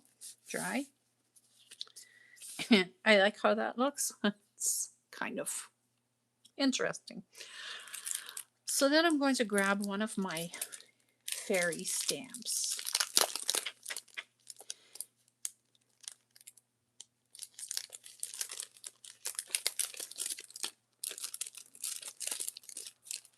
And I'm going to grab my stamp platform because I know what I am like with stamping and I'm a terrible stamper.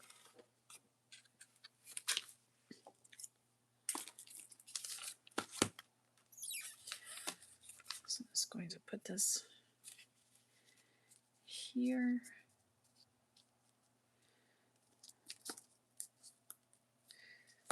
Stick it down with the magnets. And then let's see. Oh, this one has a butterfly on her hand.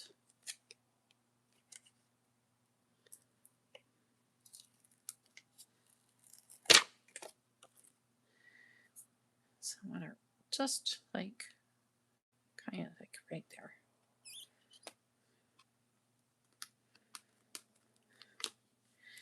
And you can also use the envelope as a pocket now. Okay, let's close that antique linen up. Now I want to use something really, really light for ink. I have a hickory smoke, and that might be too light, but let's try it.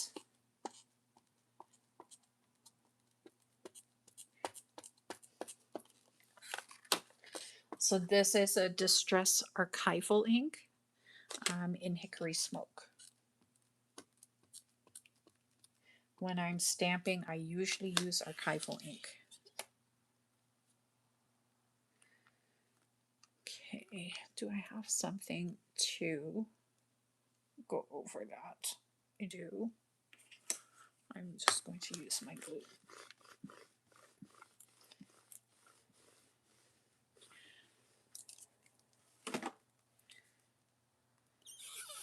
Oh yeah, I like that with the gray. That is super pretty.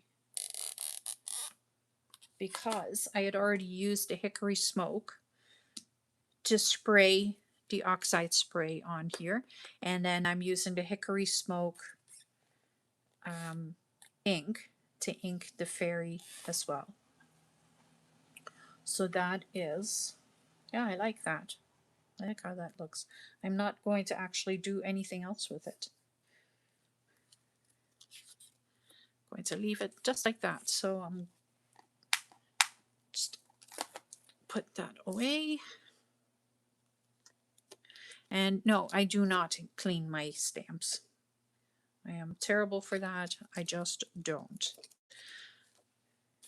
Because I never mind if it's if I get color from one over on the other. Okay, it's just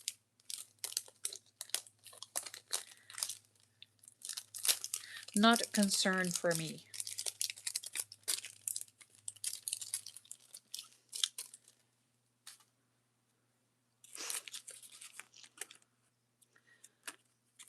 Okay, put this.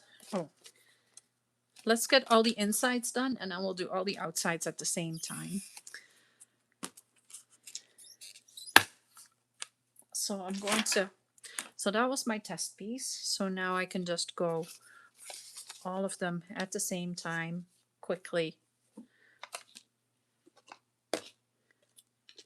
And just do all the inking and then all the stamping. And go around in a circle like that.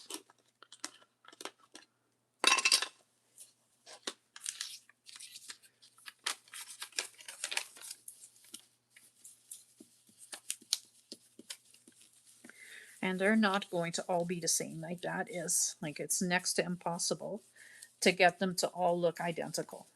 But if I can get them similar, I'm good. You know what? I'm just going to go all the forest moss, all the tea dye, and then all the antique linen.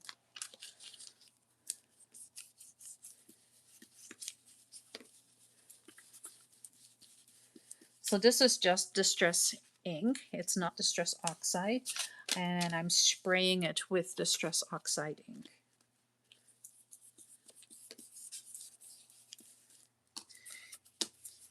And I'm not doing this very neatly because I just don't mind. I want it to be a little bit messy and stuff because that is just going to make it look better in my mind.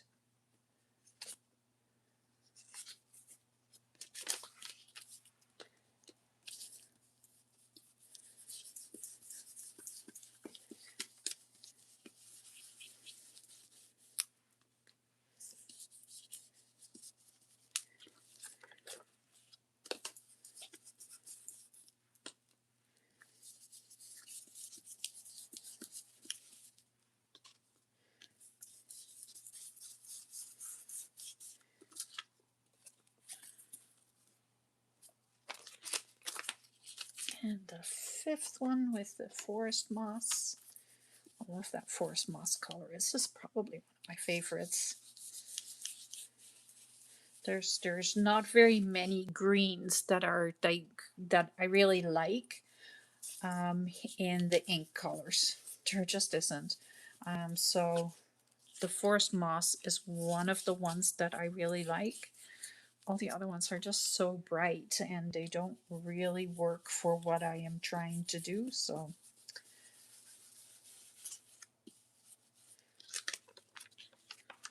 there. Grab the next color.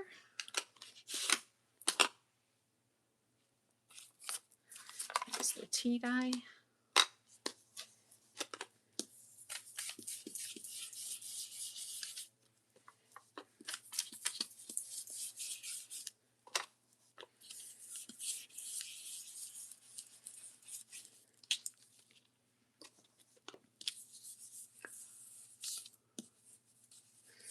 I'm sorry, I'm kind of shaking the table.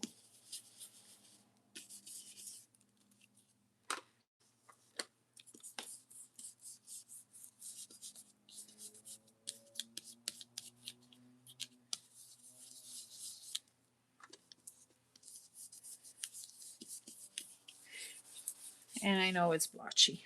I am well aware.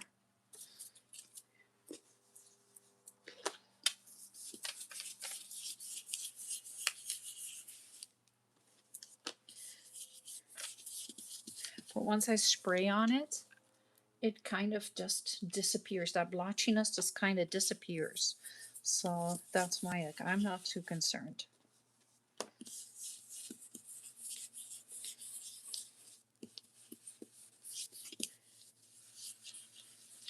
Oops.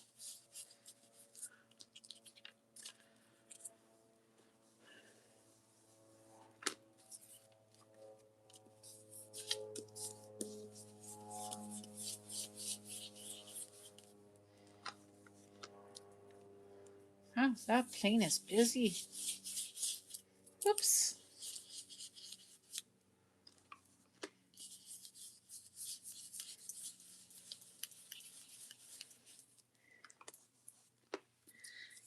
And the more I go over it with the different colors, the less blotchy it becomes as another part of this. Unless I make a mess like I just did.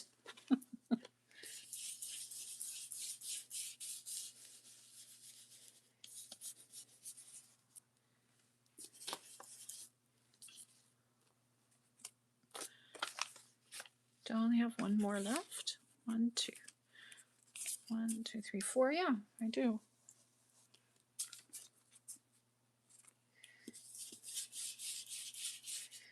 Forgot I already did one. So that is number 5.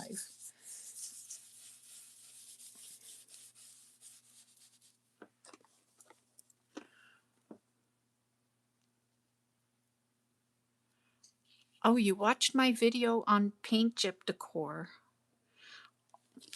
Oh, that's a couple months ago already. Um, thank you for that. I appreciate their very nice words. And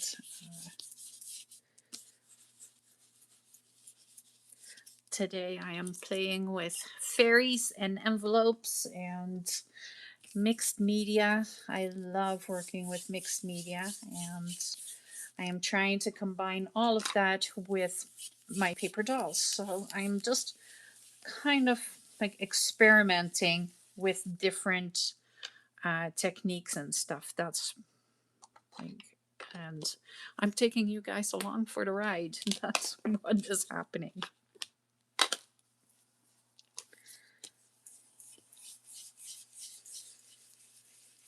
So once I go over it with that antique linen, it just smooths out some of the blotchiness. Even though like I do like some blotchiness a little bit.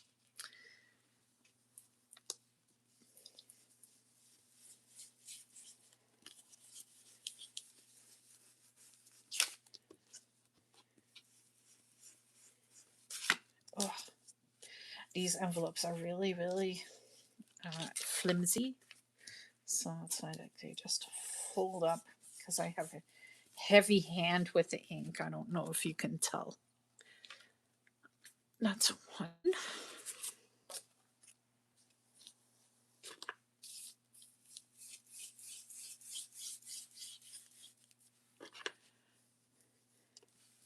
And the paint chips, I really like working with the paint chips as well. Um,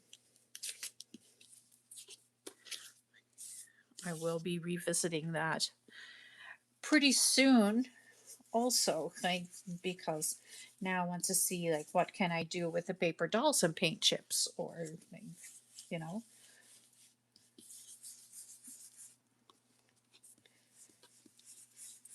all these different ideas that just keep popping up in my head. And I have a little bit of freedom until July 24th because of the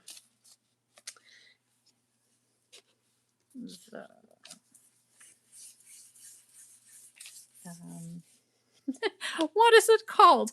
And the Mouse Adventure, the adventure to Bacon Rind City, has given me a little bit of freedom, so I have more time to work on some digitals. I have some time to work on different projects, and I have time to finish some projects. So that is actually the bonus of the little videos for the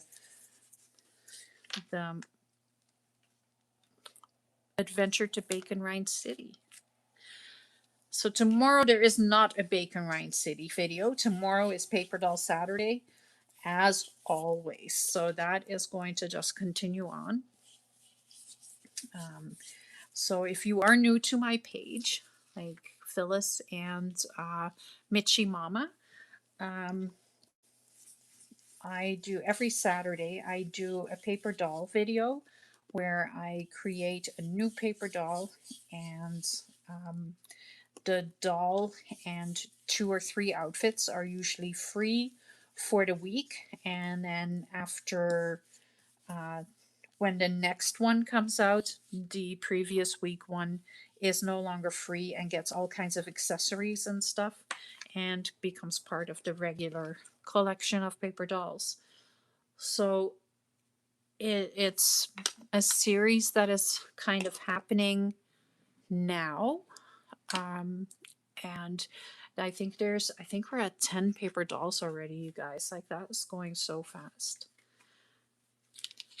And that's not counting all the other ones that I have created as well in the last little while. Okay. So, hickory smoke.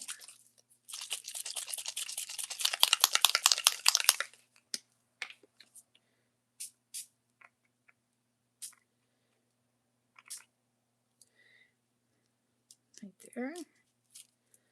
Yep, perfect. Move that over. Take the next one. We'll just kind of do it as a mass make a little bit.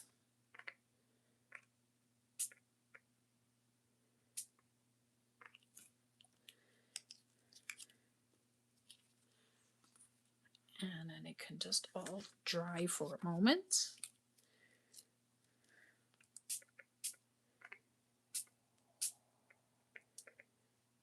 I want some blobs and globs, but it's not really working now.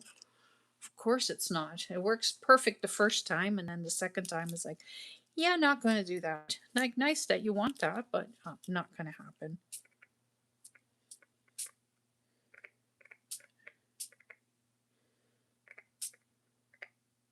Well, this one did it. Yep, that's much better. Okay, let's grab another napkin if I have it. I have this one right here. And let's just put that stencil on there. Come on, open up. There, and then that can take the color that is on there. Okay. So now I need to quickly dry these so I can stamp on them.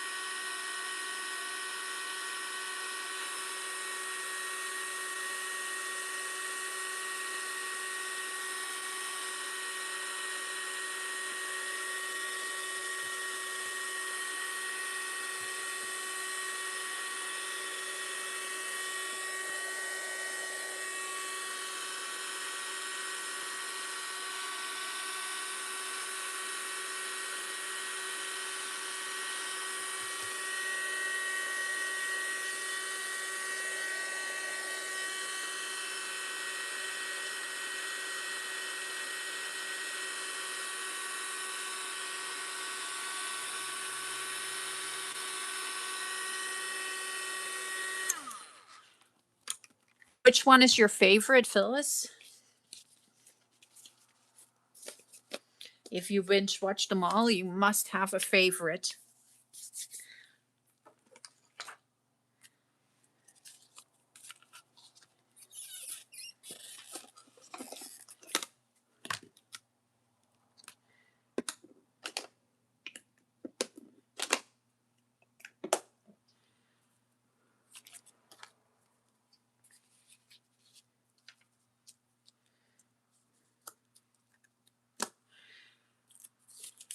Okay, so I have my other fairy stamps.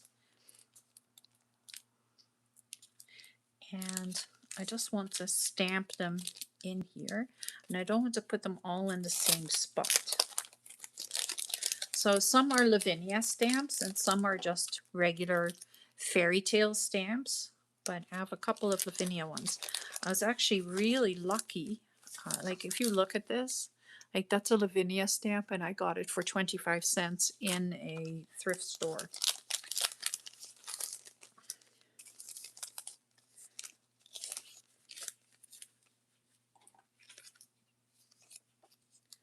And I know I should treat them much better, but I just don't.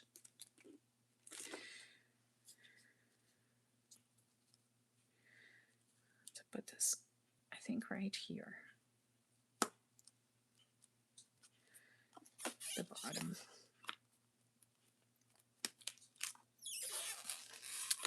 And then grab the Hickory Smoke Distress ink or Distress Archival ink.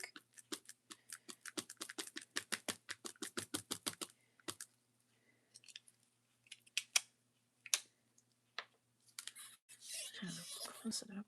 Oops. And grab my glue bottle and just stamp that down.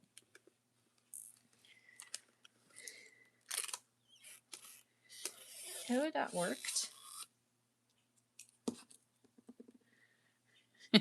I think there was enough black ink on there to kind of make a little bit of a black background, but it works. It's beautiful. That's that one. Let's grab the next one.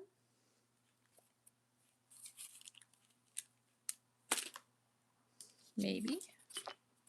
Where did I put the envelopes? What the heck? I just had them here.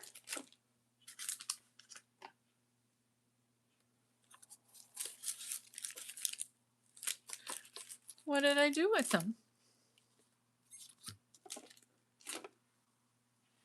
Well, that's weird. I didn't throw them on the floor, did I? I did too. I'm looking everywhere.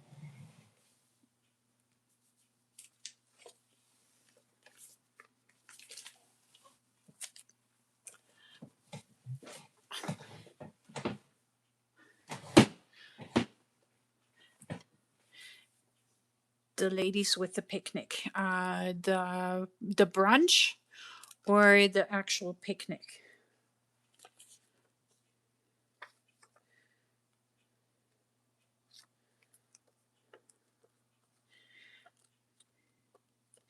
I am that person. Like I love them all, and every week when the new one comes out, that's my next new favorite. I'm sorry. So the ones for tomorrow are, I really, really love them. Um, I, yeah, I think that's one of the ones that I'm more excited about than what I have been with them so far. I love them all, but the ones for tomorrow are pretty special.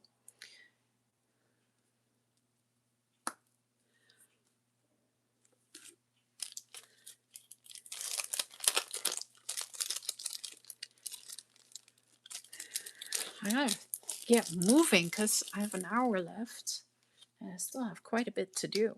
Not that I'm stopping at all here. Like, I'm not, it's not like I'm lollygagging or anything like that. I am actually moving along really nicely. So I want this one to kind of come out from the fold of the envelope because there is like a branch, and I want that to kind of come out like that.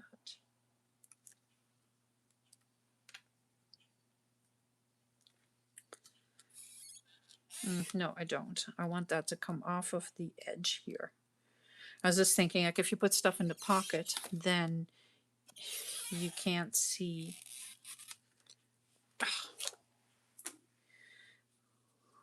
You can't see the fairy anymore, and I want to be able to see that fairy all the time.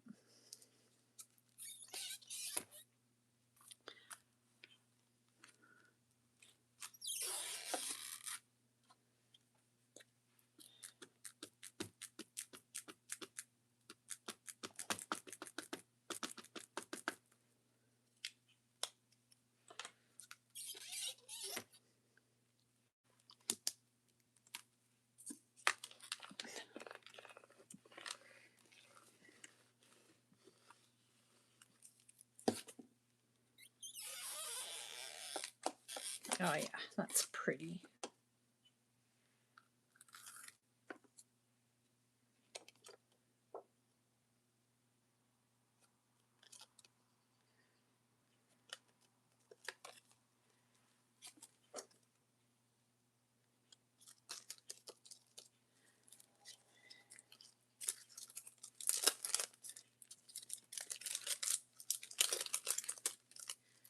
Just cleaning this up right away so I can just put them away again. But because otherwise, usually after the lives on a Saturday, I come out of my bedroom and I'm like, oh, it is a gigantic disaster here because I've just been playing all night, and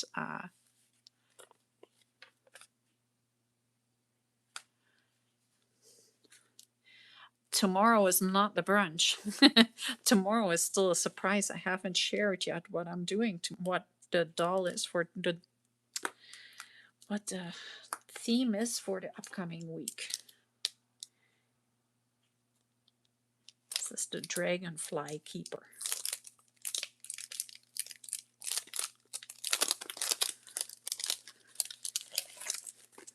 Tomorrow is, yeah, so special. I think it needs to go kind of like that. Need to have the, keep gravity in mind, right?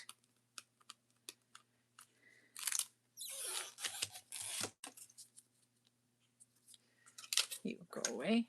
Okay.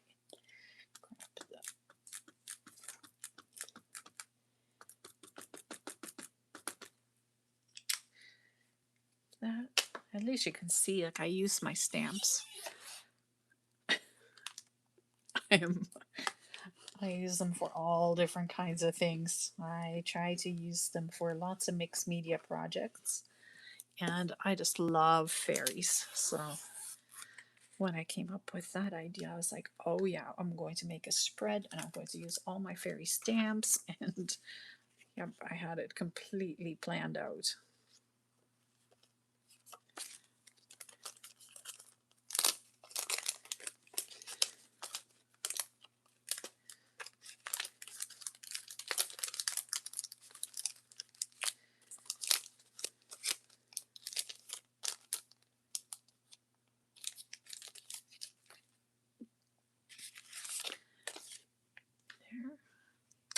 Now, I don't know how I'm going to do this with these.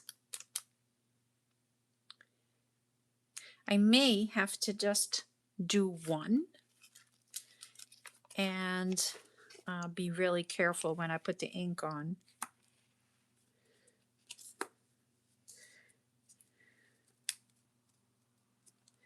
Let's see, how can I do this?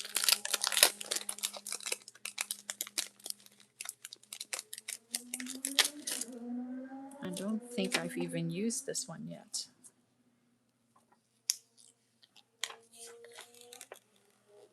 Nope. Yeah, so these I got in a thrift store. They're brand new stamps. and I paid 25 cents for it. So I want this one. Can I get two? No, I can't get two. Just want the one. Just the one.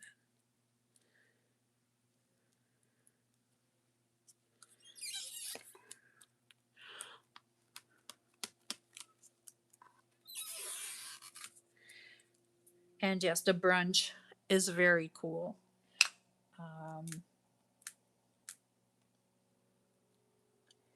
I do like that one a lot. I also like the picnic one, and I like it especially because of the bicycle. Um, I really like the bicycle and all the little picnic accessories. Okay, I've been really careful. I did not get any ink on the other fairies, so I just have the one.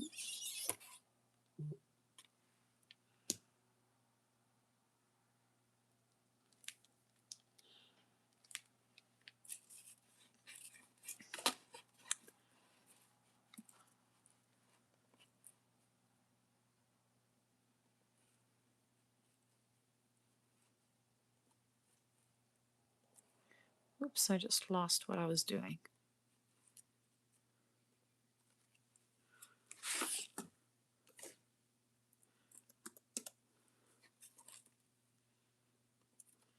Okay. Oh yeah, that is so cute. Love it. Okay.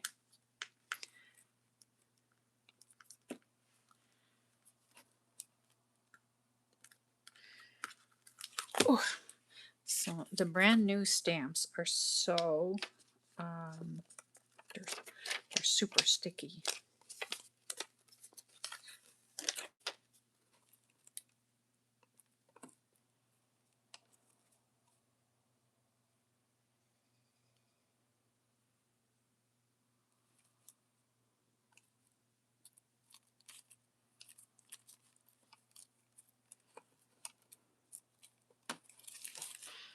Sorry, I am looking at something here quickly.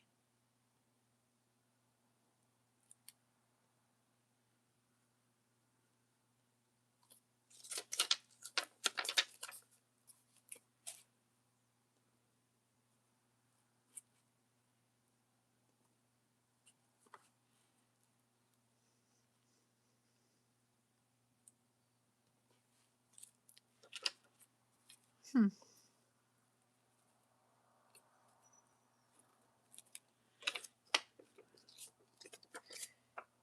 I can't find what I was looking for.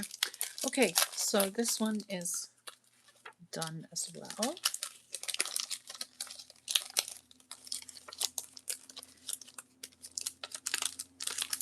I'm actually like trying to organize all my stamps and stencils so that they're easier to find. Right now they're just, my stamps are all in a big bin, and I don't like that. I want them to be a little bit more organized than that.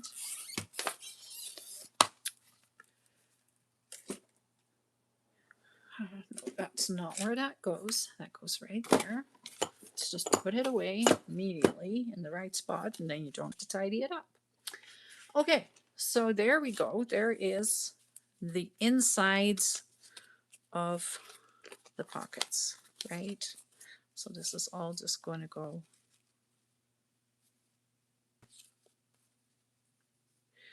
Yeah, you know what I did? Did them upside down. So I guess I'll have to put them like so. It still works. I just put them upside down. So if I fold them this way,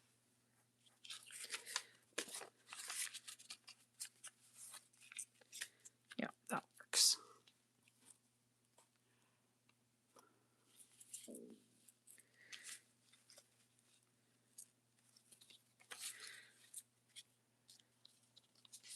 So then they all just go like that.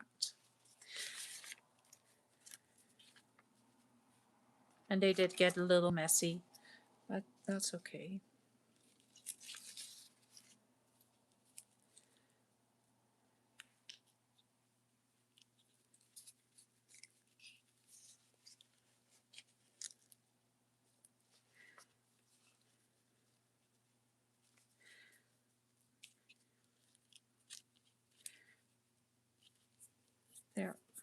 Okay, my hands are so dirty. Um, all right, next. I want to kind of break up this whiteness. And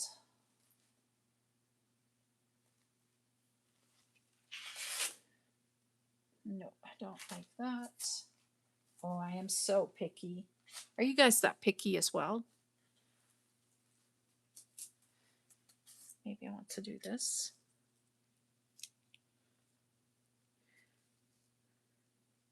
So I want to, okay, I'm going to grab a sheet of white paper and I'm just going to okay,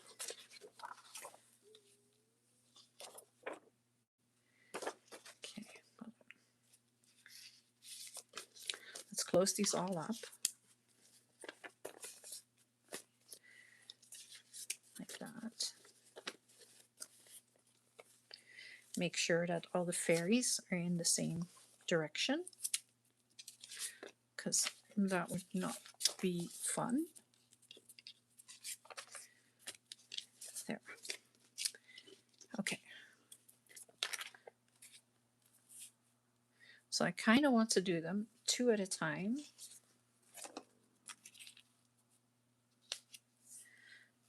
Like that. Lay them side by side. Put this over the top half.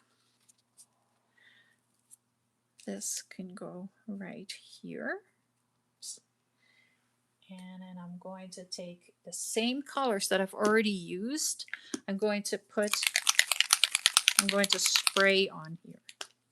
So I'm using the cracked pistachio.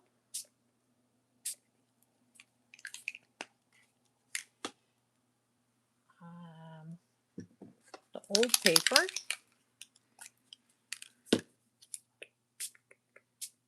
To kind of tone down that minty green. And then Lost Shadow over that.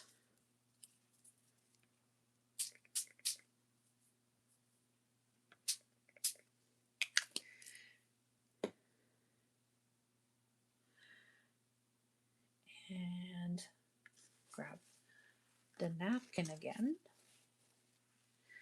And I'm right away dabbing some of this color away.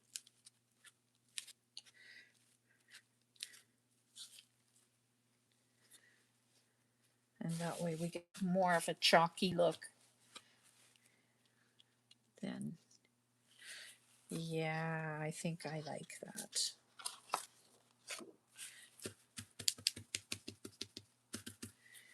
And I know it's a pretty straight line there, but I need that straight line so that when I put the fairies on there, that they are going to look like you can see the colors in the wings.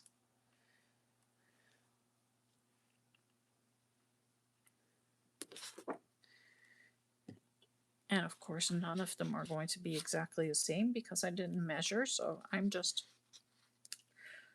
trying.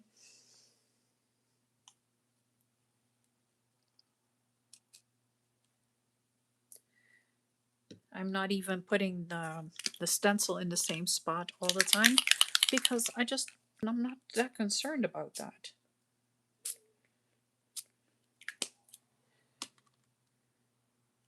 I am mostly doing this to break up the whiteness of the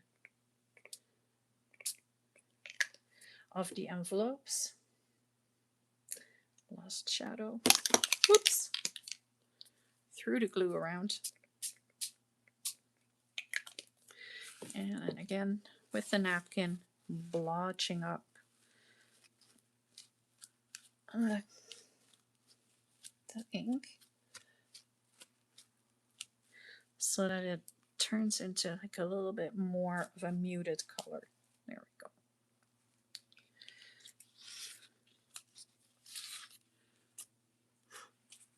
You're not going to believe this, but I actually got it almost in the exact right spot. Shocked. I'm shocked. I really am. Okay, one more. So I'm going to put it like that. Cracked pistachio.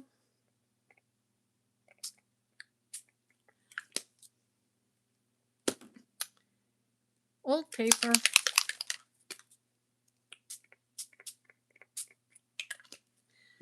And lost shadow.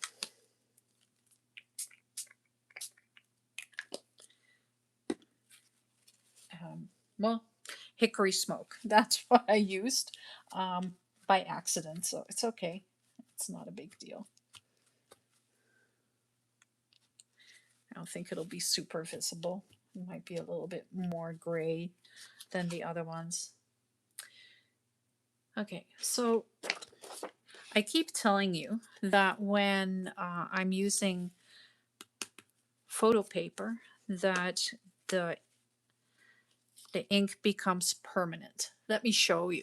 I don't know if you've ever seen that before, but let me show you what happens. So this is photo paper, and I've used ink on it. Normally, that would make a big mess if you're going over that with water. Let me grab the other piece of tissue paper, and you can see like there's pretty much no color coming off, and I'm not sure if that's the color from my, like, it doesn't smear, it doesn't do anything, it just sits right there. That is why I keep telling you, like, if you're working with the paper dolls and you're doing mixed media, if you don't want your inks to smudge or anything like that, or to bleed, use photo paper. Okay, let's get this cleaned up. There we go. Let's grab the album again.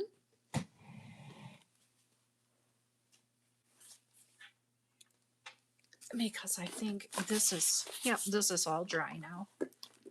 Perfect. I'll put my sprays away because I think I can just start assembling now. So all my bits and pieces are now ready. And let's see how I'm going to put this together. I have all 5 of the envelopes. All 5 of the envelopes. I need 1 in the center. Right there. And you tell, like, the sides are completely different, and I am okay with that. I am never looking for perfection. I am looking for something that just speaks to me.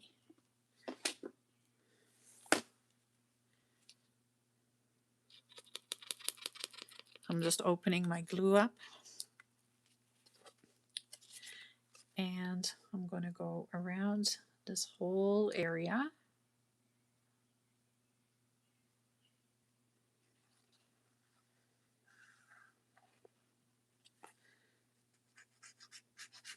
And I know it's pretty heavy on the flap. Like, there's lots of flap, but I don't mind. I kind of want that, actually. Let's close this up so I can get it in exactly the right spot where I want it. So I want it kind of right at the bottom of that, of the hanky, into the fold. There we go. I think I've got it.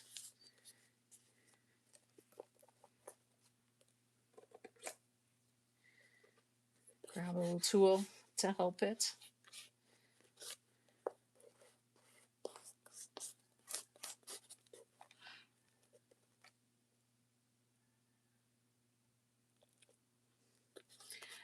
Well, thank you, Michi Mama.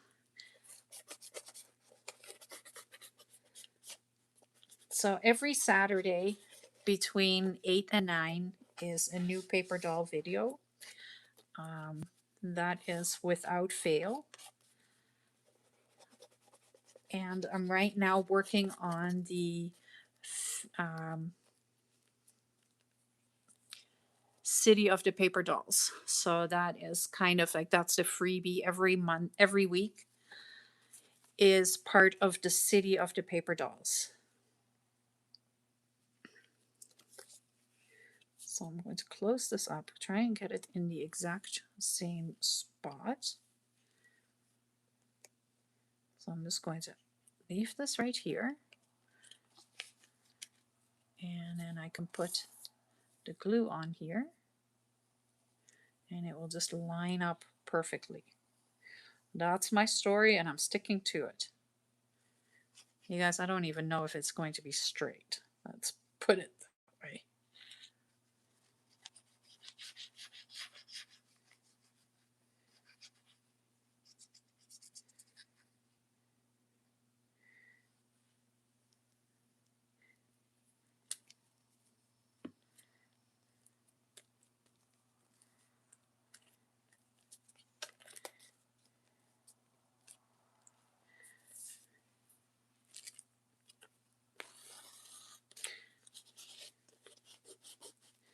Just tying it, making it sit in the right position. Let's put this one in there.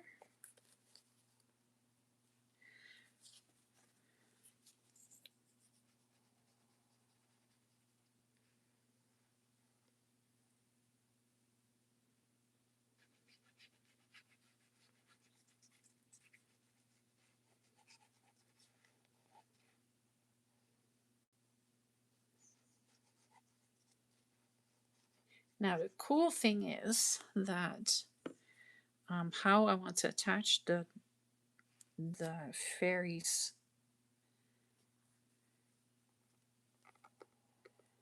Let's try to line this up properly. Oh God, it's not working.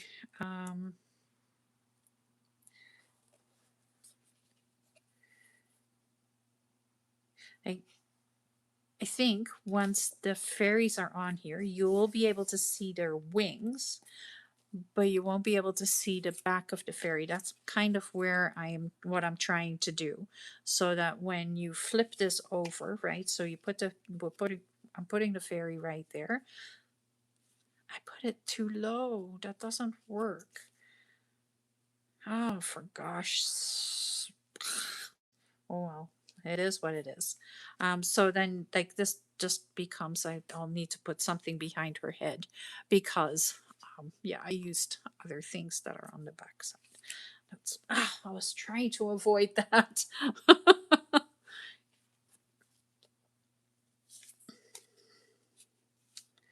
Okay, I am getting it lined up all nice and tight though.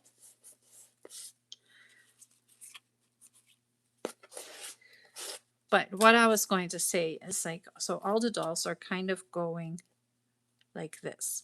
So you'll be able to see the colors of the wings, I think. Let's see. Because this one is going to go like that. And I can maybe put them in different positions so that they're not all straight and lined up. But I can't go very low with them because, okay, well, I just discovered that that's not in the right spot because that doesn't work. So we'll just lift that up. It doesn't work because then it doesn't close. So that is actually okay. I can move them up a little bit then.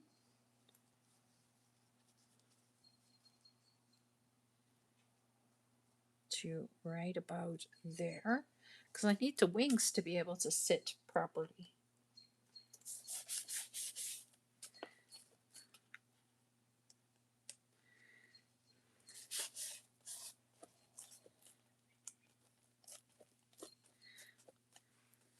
There. And that one can go right beside it.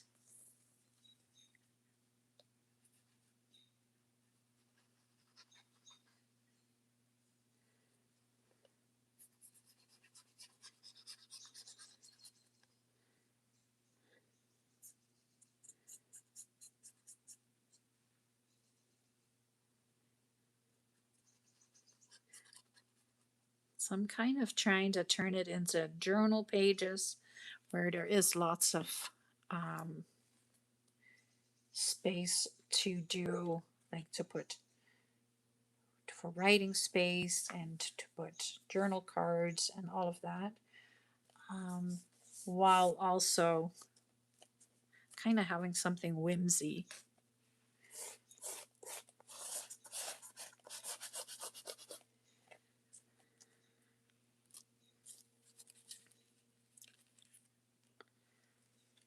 So now I can put her on here. It closes, it opens. This one can also go on there, so I can put that one up higher. Yeah, well, I think by accident I just figured this all out. So I think I want to put one right here up high. Why not, right? So then this kind of just falls over like that. It works for me.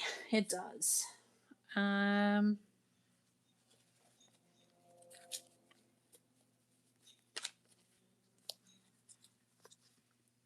think I like it better than if it's all lined up in one straight line.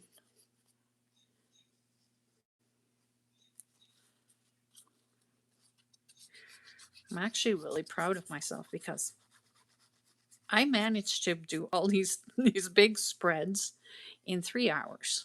That's kind of like, and that's the time limit that I'm giving myself. So I can go way more elaborate, but I am sticking within the time allotted for myself. Let's go a little bit down right there.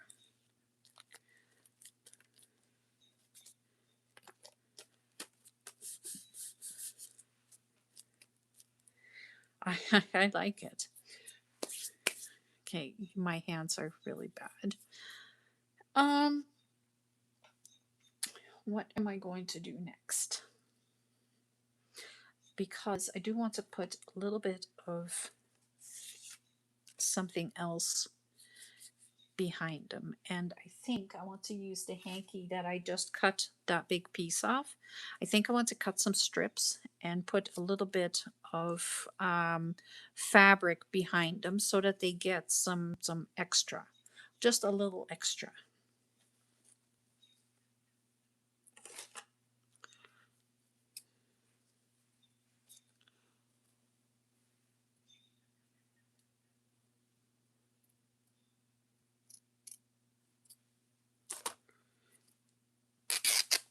So I'm just going to rip the edges off.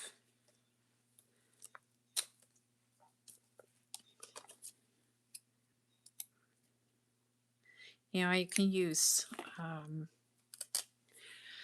what do you call that? Oh, you can use cheesecloth, or you can use something else that you have laying around for the exact same idea. I love using old linen and old cotton for um, behind dolls and tickets and whatever else I'm using. So because it just gives, like, look how beautiful that is. Like, so I want to go just right. Let's see how much I want to use here. If I go like that, and then I put her on there. Yep, like that. Okay. So I need about that much gone.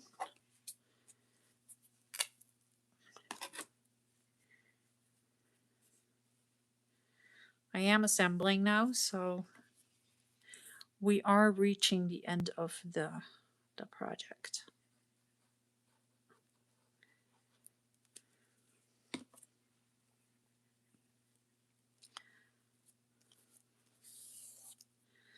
Sticking this little piece of cotton in there, and the rattier it is, the better.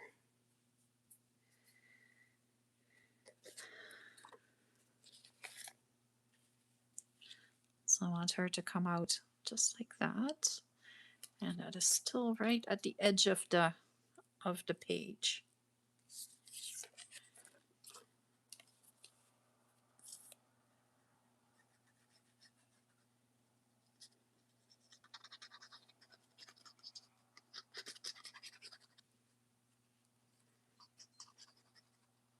I have no idea how much glue I'm going to need and how far down it goes. So I'm just putting glue all the way behind her and putting glue on her hands so that the wings are kind of sitting free, but the doll itself is completely attached.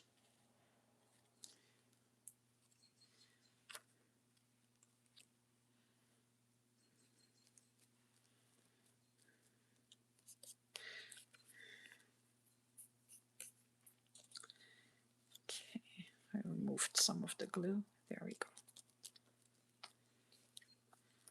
So I can flip her over.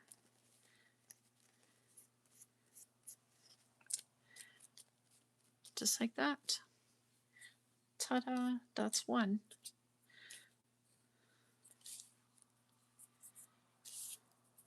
And then let's go with the second one. Let's put Audrey in there.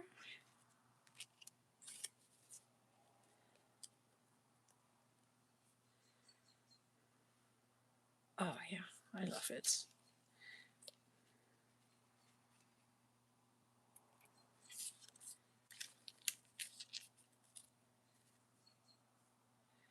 Okay, so not on her head. Put it there, and right all over there, her hands.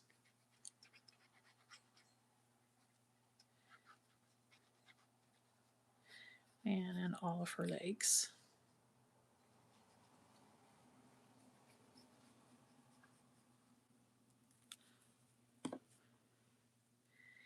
And then let's stick her down so that the wings are sitting in the right spot.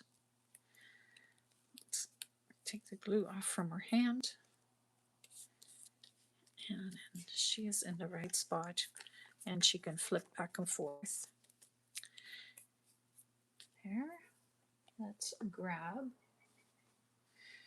this one. This one is going to be the, no, not this one. This one is going to be the Queen of the Fairies.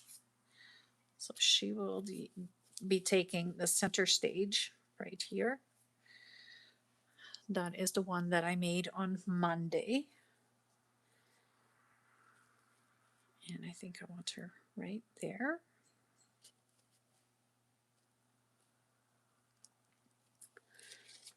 So I'm going to put glue right here and then the rest of her.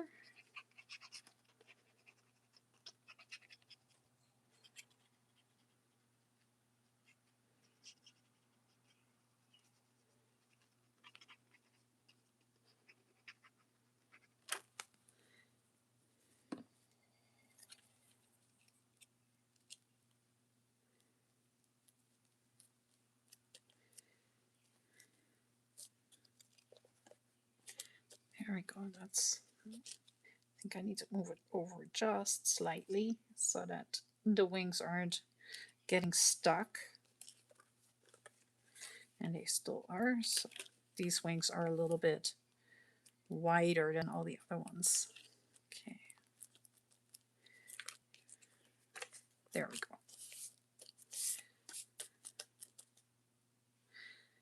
And her hands are loose because they are behind the wings.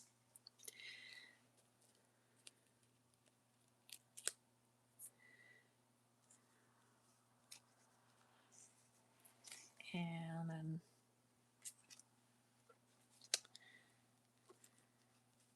I think I want her right there. So then I can put Doris underneath. I don't know. What do you guys think? What do you think of my fairyland?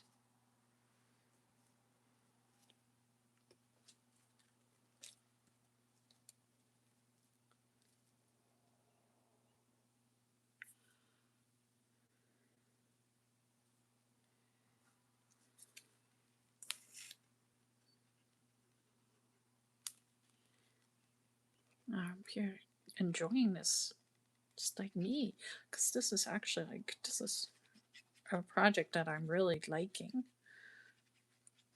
It's super whimsy and fun, and kind of using all my imagination and lots of different things that I could.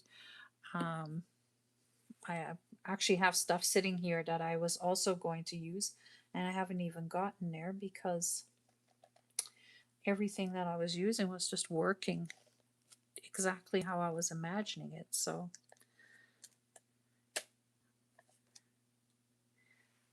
I need her to be moving over just a little bit because she's getting in the there.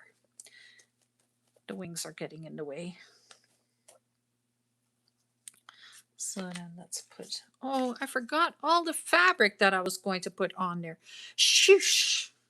Jeez. I can still fix that. I can put that on. Let me just take this piece. Ugh, that's so annoying when that happens.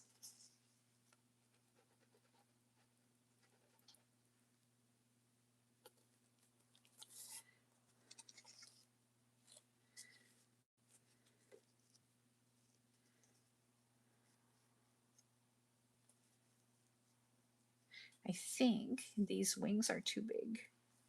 I think. I may need to grab some smaller wings. Or I'm going to have to take her off, which is not what I really wanted to do, and put her right here. In the corner, as far in the corner as I can. Yeah. Let's see. If I put her on here, can I still open this?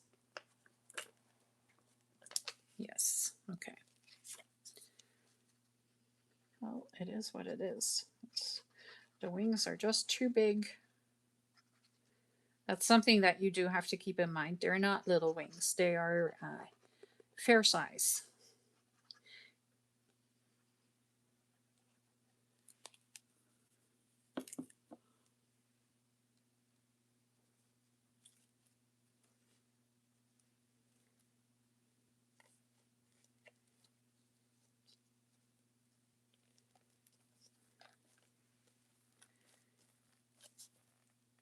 Right there. And then let's grab Doris again with the big wings. And then I'm just going to put her down like that, I think. Just a little lower.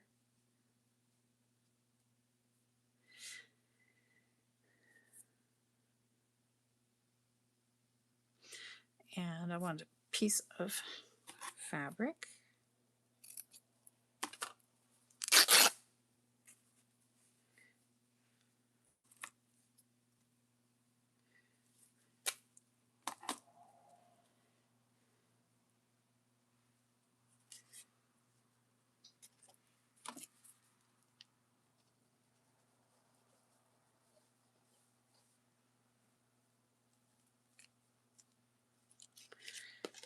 And let's glue her down. I said that I wanted to put her right there. Ish.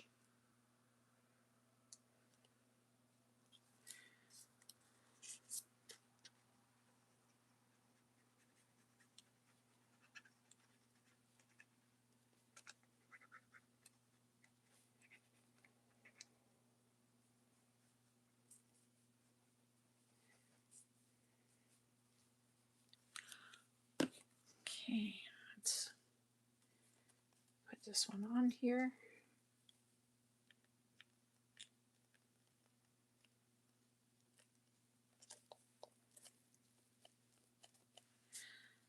There.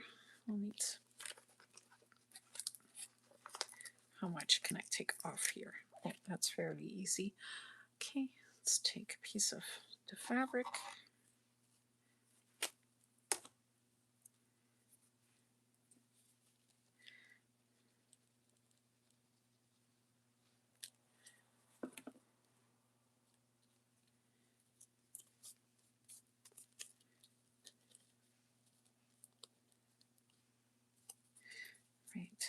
there.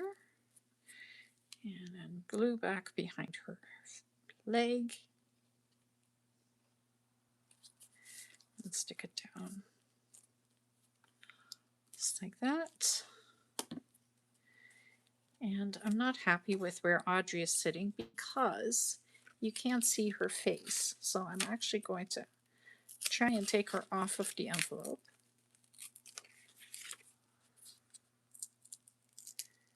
I'm being as careful as I can.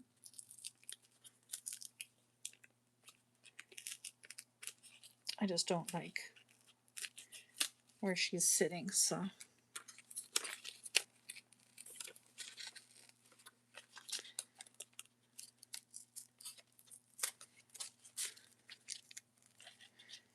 Yeah. Okay. So I want some fabric behind her anyway, so I'll take a little bit more.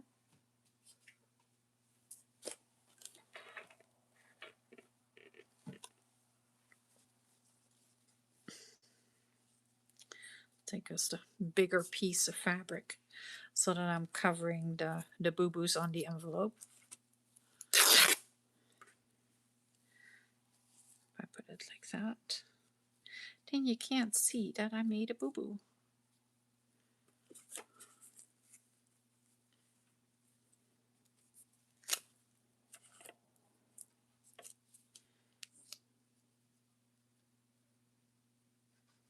And it reinforces where I pulled the doll right back off the paper.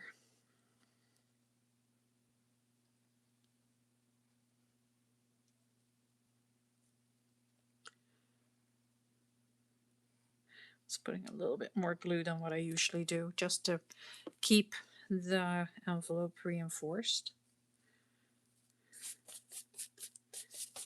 There. And then, let's see, I'm putting this here. I want her to just kind of pop out behind that wing. There we go.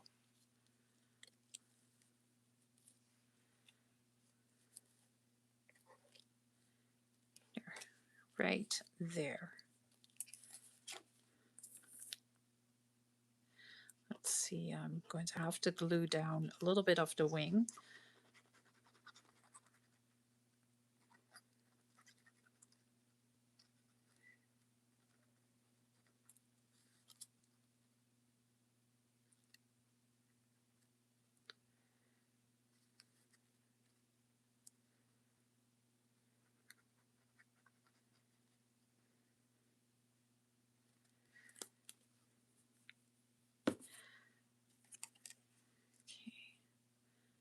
So I was going to put it right there. Is that what it was?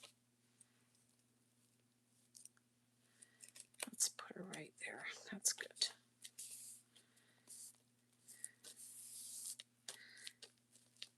There we go. So we have the two right here, and then we have all the little fairies on the back. So when you turn it like this, it's, oh, let me just do them all like that. Then you actually have like a different fairy landscape. Like that. And will I be creating any more paper dolls? Any more dolls, or was that just for last month? Oh, Wendy, I think I need more information for that question. So I am creating new dolls pretty much every week. There is so much that I still have coming up.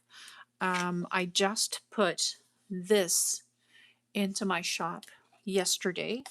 So this is the Regency collection, and that is all based on the Regency era and these beautiful dresses.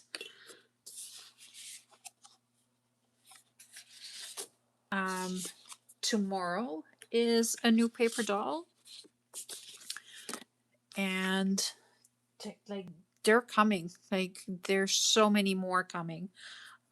There's also, I will give you guys a little bit of an idea. Um, there is a whole set of new era dolls coming.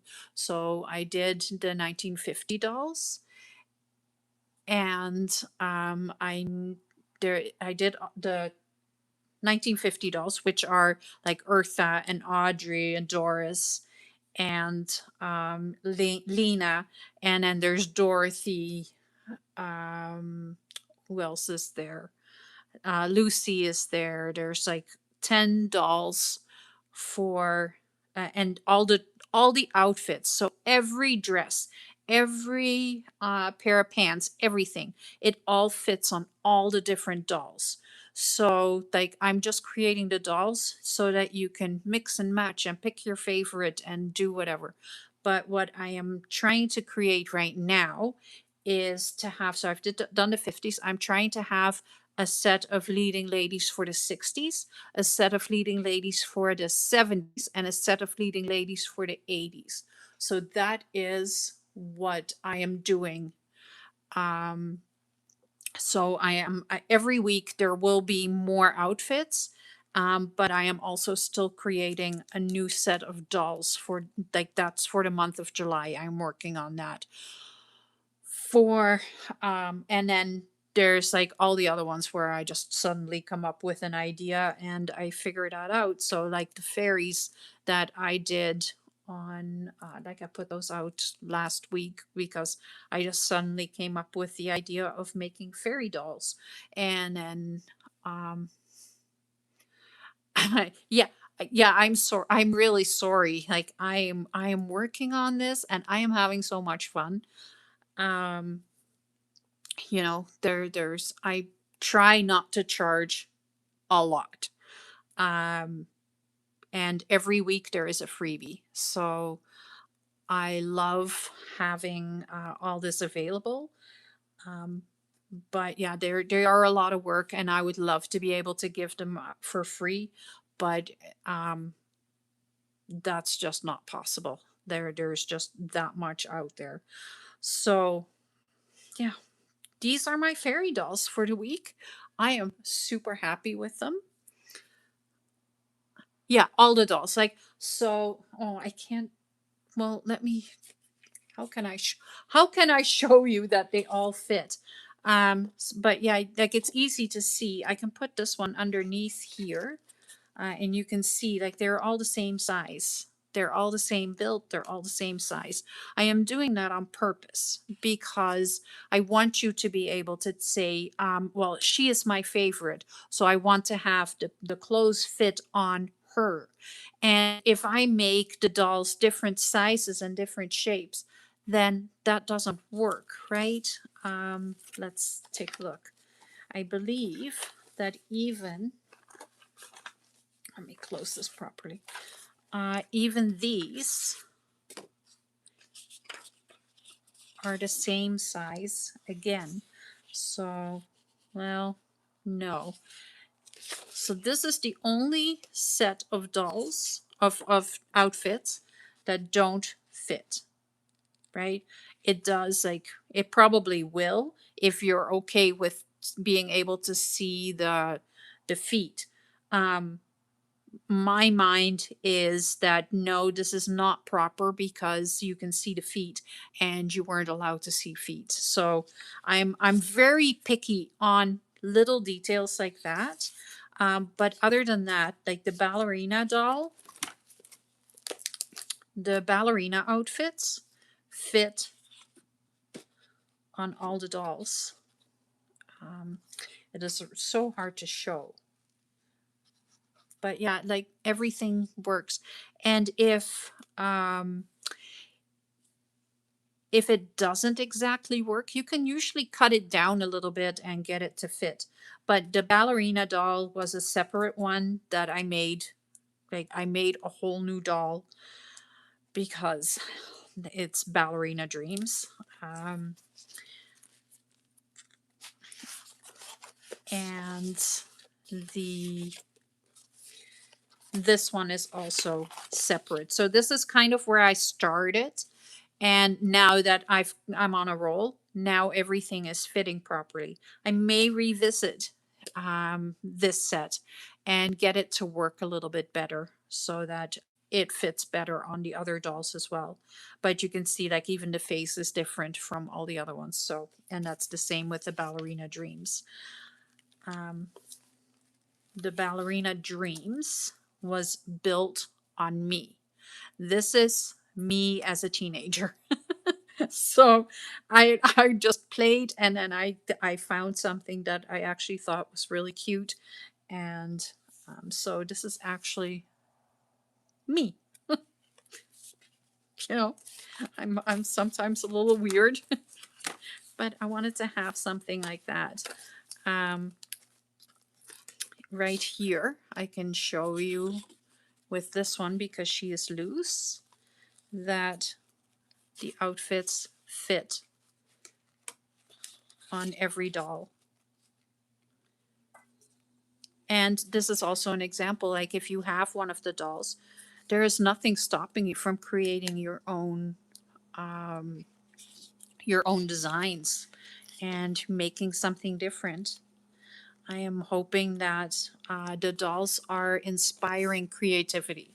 That is really all what I'm doing. I am hoping that they give you something where you're like, oh, but I have this sitting around or this fabric or that, and can I use it like that? Yeah, absolutely. That is what I'm hoping is going to come out of this, that the dolls are just an inspiration part, and that we can build other things from them. So that's also why I put on like the Saturday, you get the doll and the outfits, and then the next week when I put it in the shop, there's all the accessories that are coming with it, and like so you can build her world, and we can actually create the whole uh, paper doll uh, paper doll world.